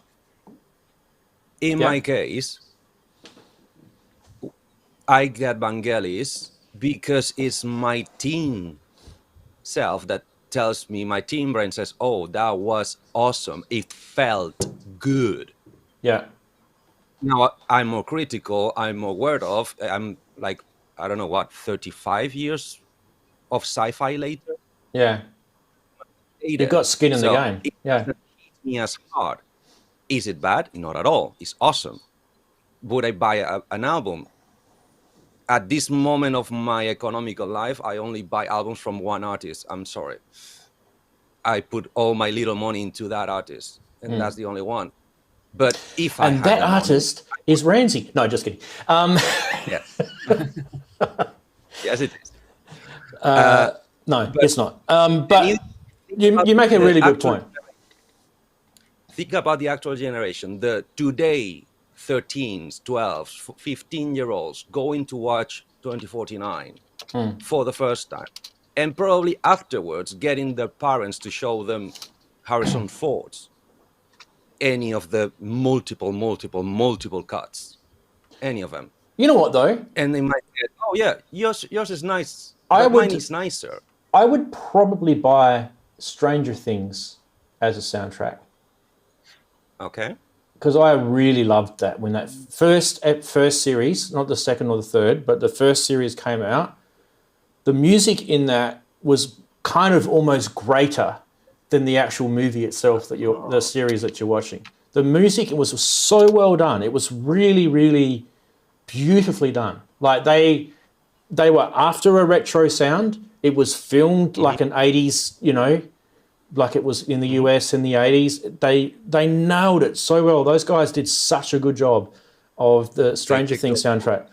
So when we sort of tie it back to what we were talking about before with Darren with The Expanse, when you watch The Expanse, listen to the music and the sound effects in it, that you will not be disappointed. It's actually, I think, Darren, you probably agree with me. I think it actually helps the experience of watching that show, doesn't it? Yeah. Once again, like I say, it's an all round good. Whether it's the story, the visuals, the sound, it just seems to be all just right. Yeah, just good. Yeah. Yes. We've been raised on a generation of awesome soundtracks to awesome stories filmed awesomely, and that's a little bit of my point. Is like, everything in comparison feels half a notch lower. Somehow. What I like about what you just said is that if you take that one step further and just say, let's reward people that aren't just regurgitating the second iteration of something that's already been done, or 30-year later version of something that's been recreated. Rewarding people that have come up with new things or had a go at getting something that's been written in a book, and like Expanse, right? And that's a complex thing to make into a movie. It's not an easy thing to do. When you read the books, it's like everyone reads it differently. They visualize things differently. So it's quite a complex thing to do. And then on top of that, if you're a musician, that's a big body of work that you've got to compose for. That's massive. That's not like one Star Wars film. Hey, Mr. Williams. It's like a friggin', massive body of work. And the people that are involved with the music in that should be, very, very, very proud of themselves. It's very good. Who's talking about Philip Glass? Philip Glass is awesome. My mum is a Philip Glass fan, and I kind of got influenced by that. Philip Glass. You have never heard of Philip Glass? Go check him out. I don't even know if he's still around, because I used to listen to him when I was a kid, so I doubt very much he would be, but he might be. But yeah, Philip Glass. Cool. Right. Someone's saying E.T. was Serennial. What? Seminal. Oh. Seminal. I can read. David's saying it. There you go. Is that because you... I don't know what is it about E.T.? Steven Spielberg, he had he definitely had a style, didn't he? He had a style. When you watch a lot of his movies, it had a similar sort of Close Encounters of the Third Kind. flavour. Yeah. That was his first, wasn't it? Was that his first? I think that was his first. It was before E.T. Yeah, I think. Yeah. Yeah. Didn't he do something like Jaws or something like that before Close Encounters? Oh, maybe. He might have. They're all, like more like a very thriller, same, blood and very stuff. similar area. Yeah, you might be right. Yeah. But anyway, Close could be his first sci-fi. imagine being a movie director like Spielberg, right? And sitting there with some really just brilliant ideas, and then thinking to yourself, how the hell am I going to get someone? Because you're not going to do all this stuff yourself. If you look at the body of people that get written in credits of movies, it's massive. Sometimes there's thousands of people in there, right? So you're going to sit there and you're going to say to yourself, who am I going to find to do the music for this? Like, seriously, when they pick people, there's obviously names that we would well and truly know, like Carpenter and people like that, Williams. But how do these people weren't discovered until, before these big movies came out. So there's something special that happens. There's like a pivotal point in time where they've been inspired somehow. Let's look at the William Spielberg, William Spielberg, George Lucas Spielberg sort of relationship, right? There's a point in time that those two met, and it just pivoted from there into this amazing sort of result, right? Do you know what I mean? American Graffiti. Yeah. These things aren't they aren't often discussed, are they? I reckon they should be discussed more. And sorry for hogging the chat. My bigger question is, those directors, how clear of an image do they have about what soundtrack they want? Or they just very good delegating people? Well, it could be a bit of both. Obviously Because they will have to delegate. His own tracks. He did them himself. But Lucas had Williams, Spielberg had, I'm sorry, I don't know who. It's just my ignorance. They were walking on giants' shoulders for those things. Yeah. See, there's other people. There's other people like. I'm going to try and not muck up the names. I'm always really bad at mucking up names. Now, I would like to think his name is Clint Mansell, and he wrote scores of music for things like, I think it was at Lord of the Rings. But before that, he was the lead singer of Pop Will Eat Itself. Right? So, like, people in the chat, they're saying like some of these artists that we're talking about, right, were already not necessarily well known, but already well rehearsed musicians prior to them becoming famous. Some of the names, like Ken mentions, like things like Danny Elfman, Junkie XL, Trent Reznor, and Peter Gabriel, people like that. Jim. Yeah. Sorry, Jim, what were you saying? I was saying Hans Zimmer was in the Buggles, wasn't he? Video Killed the Radio Star. Oh, you're kidding me. No, yeah. Was he? Blimey. Yeah, playing keyboard. Yeah. Love the song, by the way. We talked about that. We talked about it recently. Future World Machines in chat, he said that Drive has a great 80s synth soundtrack to it. Yep. I haven't seen Drive. Doesn't it?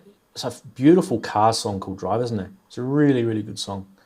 Speaking of both sort of soundtracks and a little bit sci-fi, have any of you guys seen a German series on Netflix called Dark?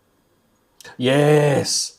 Isn't that great? Is that the one where it's the nuclear power plant and they go through the tunnels? That's it. Yeah. You have to watch it in the original German. Otherwise, it's unwatchable if you watch it with the American voiceover. The original German, and the soundtrack's amazing, and it's just a really good series as well, and it sort of handles its scientific concepts really, really intelligently, to the point where it just stretches your whole comprehension of time and space beyond belief. It's really good. Yeah, am I right to thinking that they're going to bring more of that out? I'm sure I read that there's more of that to come, because I'm not sure, because they didn't close that series off at the end. There was things left unanswered. They very much did, I think. I'm not sure if you've seen both series. Is it 2 or 3? No, I think it's 3 seasons, isn't it? I'm not sure. Oh, I missed the season. But yeah, right? at the end, it was very much finished at the end. I think. Okay. Maybe I missed one. Yeah. That might be. Yeah, maybe they've already done what I just said. They've released the last one, yeah, and I haven't seen it. There you go. Yeah. Thank you, David. Thanks, David, for the $4.99. I do think it's important to talk about movies, because music isn't just on your CDs or on your vinyl or Spotify if you're more modern. It is in movies, isn't it? It's in TV shows. Well, this is where sound music is the basis for everything. Whether you listen to it as a CD, as an album of people writing it, or whether you watch it behind film videos or even movies, the sound always makes everything. Yeah. Even in Aliens, it's not like massive epic synth, but just brings that atmosphere in. Yeah, so, they usually are. Yeah, Sasquatch is saying Sasquatch is saying I spend too much time watching synth shows on YouTube to watch much on it. Yeah, there's a lot of these synth shows now, isn't there? I do find it, like, I hear about all of them, like people talk about so and so, and you might get to watch 1 or 2 of their episodes, and you end up doing is you gravitate just to a collect few. But you might know that there's a bigger body of people doing sort of similar stuff out there on YouTube, and you kind of gravitate to who you feel more comfortable with. And I kind of feel like that's what we all do, right? And some people probably watch more synth shows than others. It just depends on how much free time you've got, I guess. But I do remember when it was lockdown. Was it last year or the year before? The year before, I think. 2020, yeah. Last year. Yeah. We probably consumed more of that.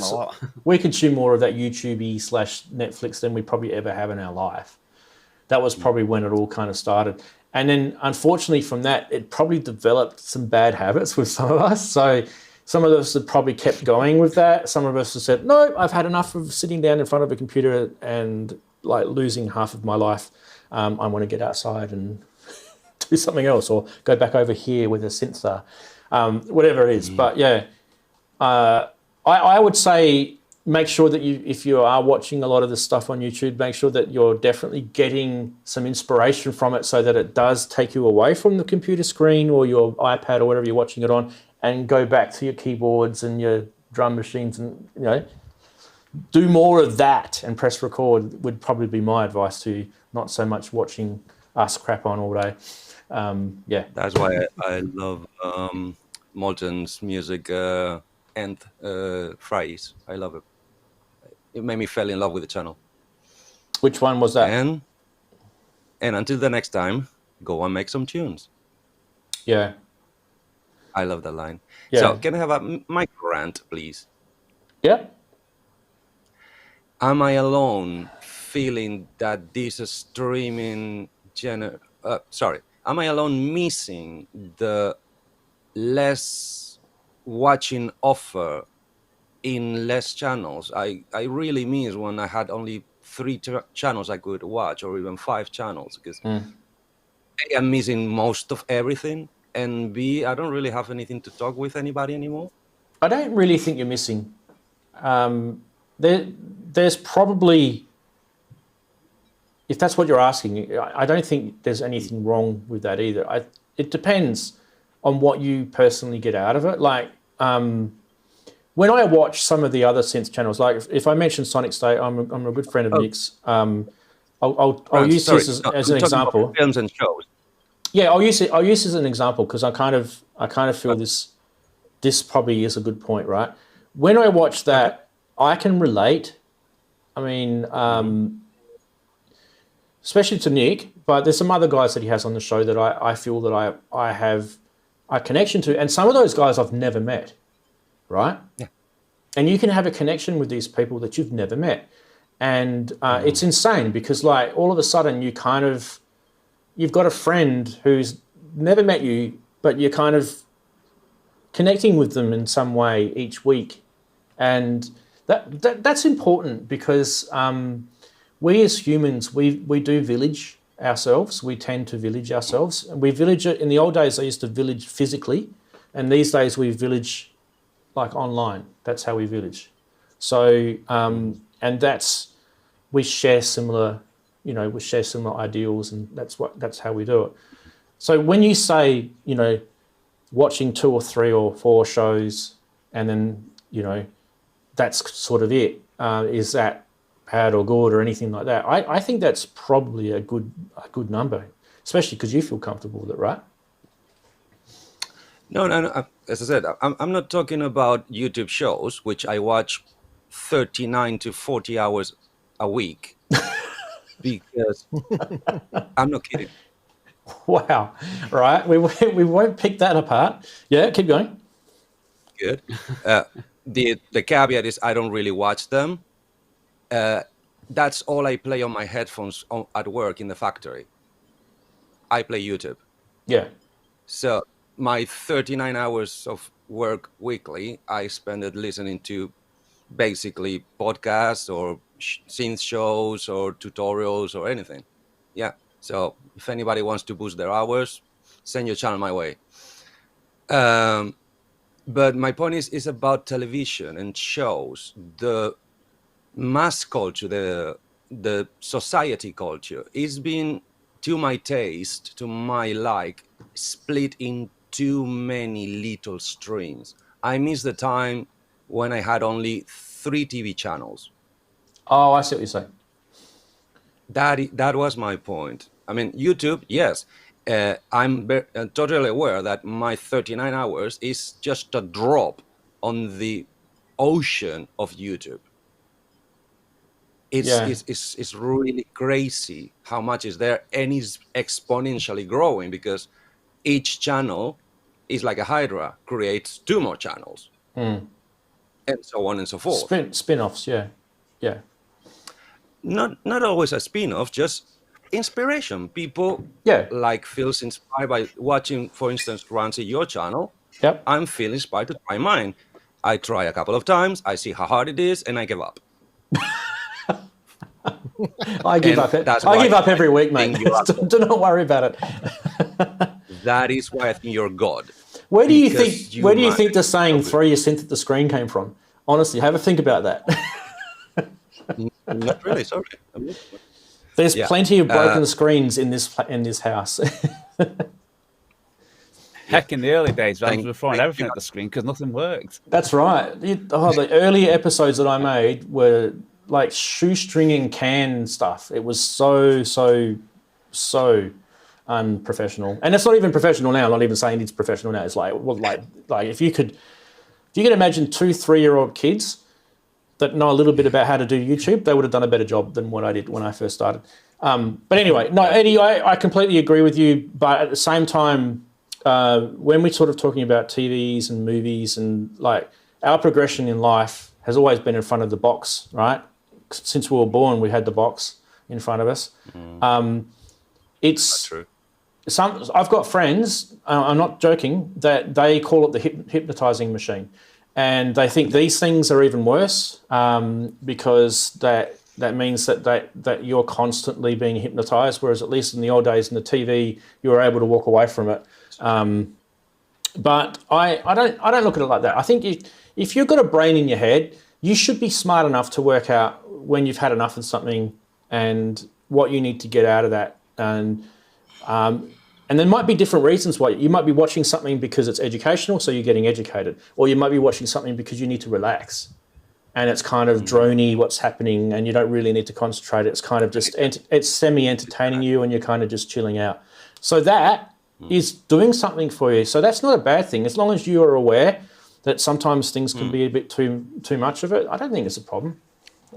There's never enough. sorry, There's never enough synths, by the way. You can never have enough synths. You can never play enough synths. You can never buy enough synths.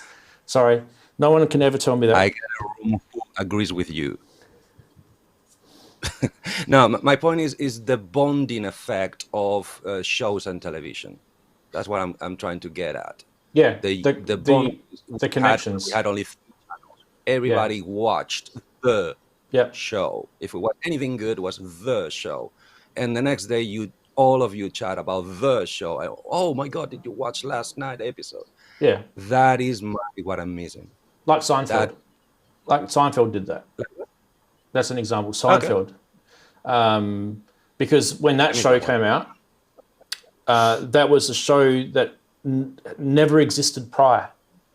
There was never any show on ever in history prior that was anything like that. It was such a, like when they say it was a show about nothing, they're actually saying exactly what it really was. It was a show about nothing, and people were just so hooked on it. And from Seinfeld came reality TV. That was the next stage after Seinfeld. If you actually go back through history and look at when reality TV kind of started really taking off, it was kind of after the Seinfeld factor. Funny you mentioned, because for a brief period of time, I have access to Disney Plus. They have the Discovery Channel. Yep. And they have these documentaries about the 80s and the 90s. And they were going through the 90s. They touch Sammy's field, but they touch it in a way that everything happened at the same time. They basically retrofeed each other. Reality TV was already racing in America at the same time that they say, oh, because this, why not let's try this at Seinfeld? But then Seinfeld grew a bigger taste for that type of stuff. So the other side basically made the thrill. Yeah.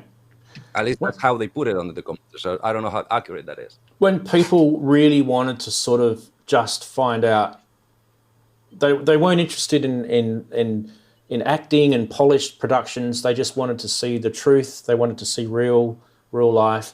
That was a big thing. And then when we actually really found out the truth was that was always polished and there was acting in that as well, which kind of makes you laugh. But there's a TV series in Australia which my wife used to be addicted to called Married at First Sight. You probably would have had the same in the UK, and it probably would have been in the US as well. And when you found out, like after a couple of seasons, that people start talking, and you find out that some of the people that are on the show were just paid actors, it's just so like you kind of think that when you're watching it, and then you find out that that's actually really what happened. You think, I knew it, conspiracy confirmed, and there's all that sort of stuff going on. So yeah, guys, what do you think this show we have, and obviously not that we're diverted and diluted into shows and televisions. Why do you think that this boom of YouTube live streaming, which is actually reality shows, aren't we the sons of that trend, the evolution of that trend? What do you think? I mean, ask these guys. I mean, I can tell you that, but I've got an educated answer. Ask these guys. Darren, Jim or Darren? Go on, Jim. You haven't said much.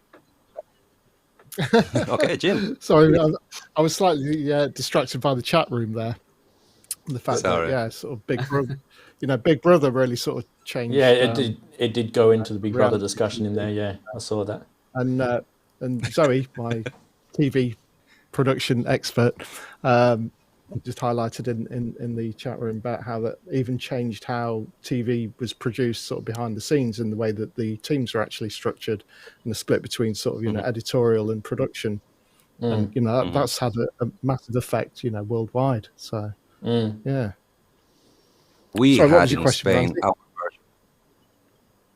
All right, and trust me, you don't want to watch that. Okay.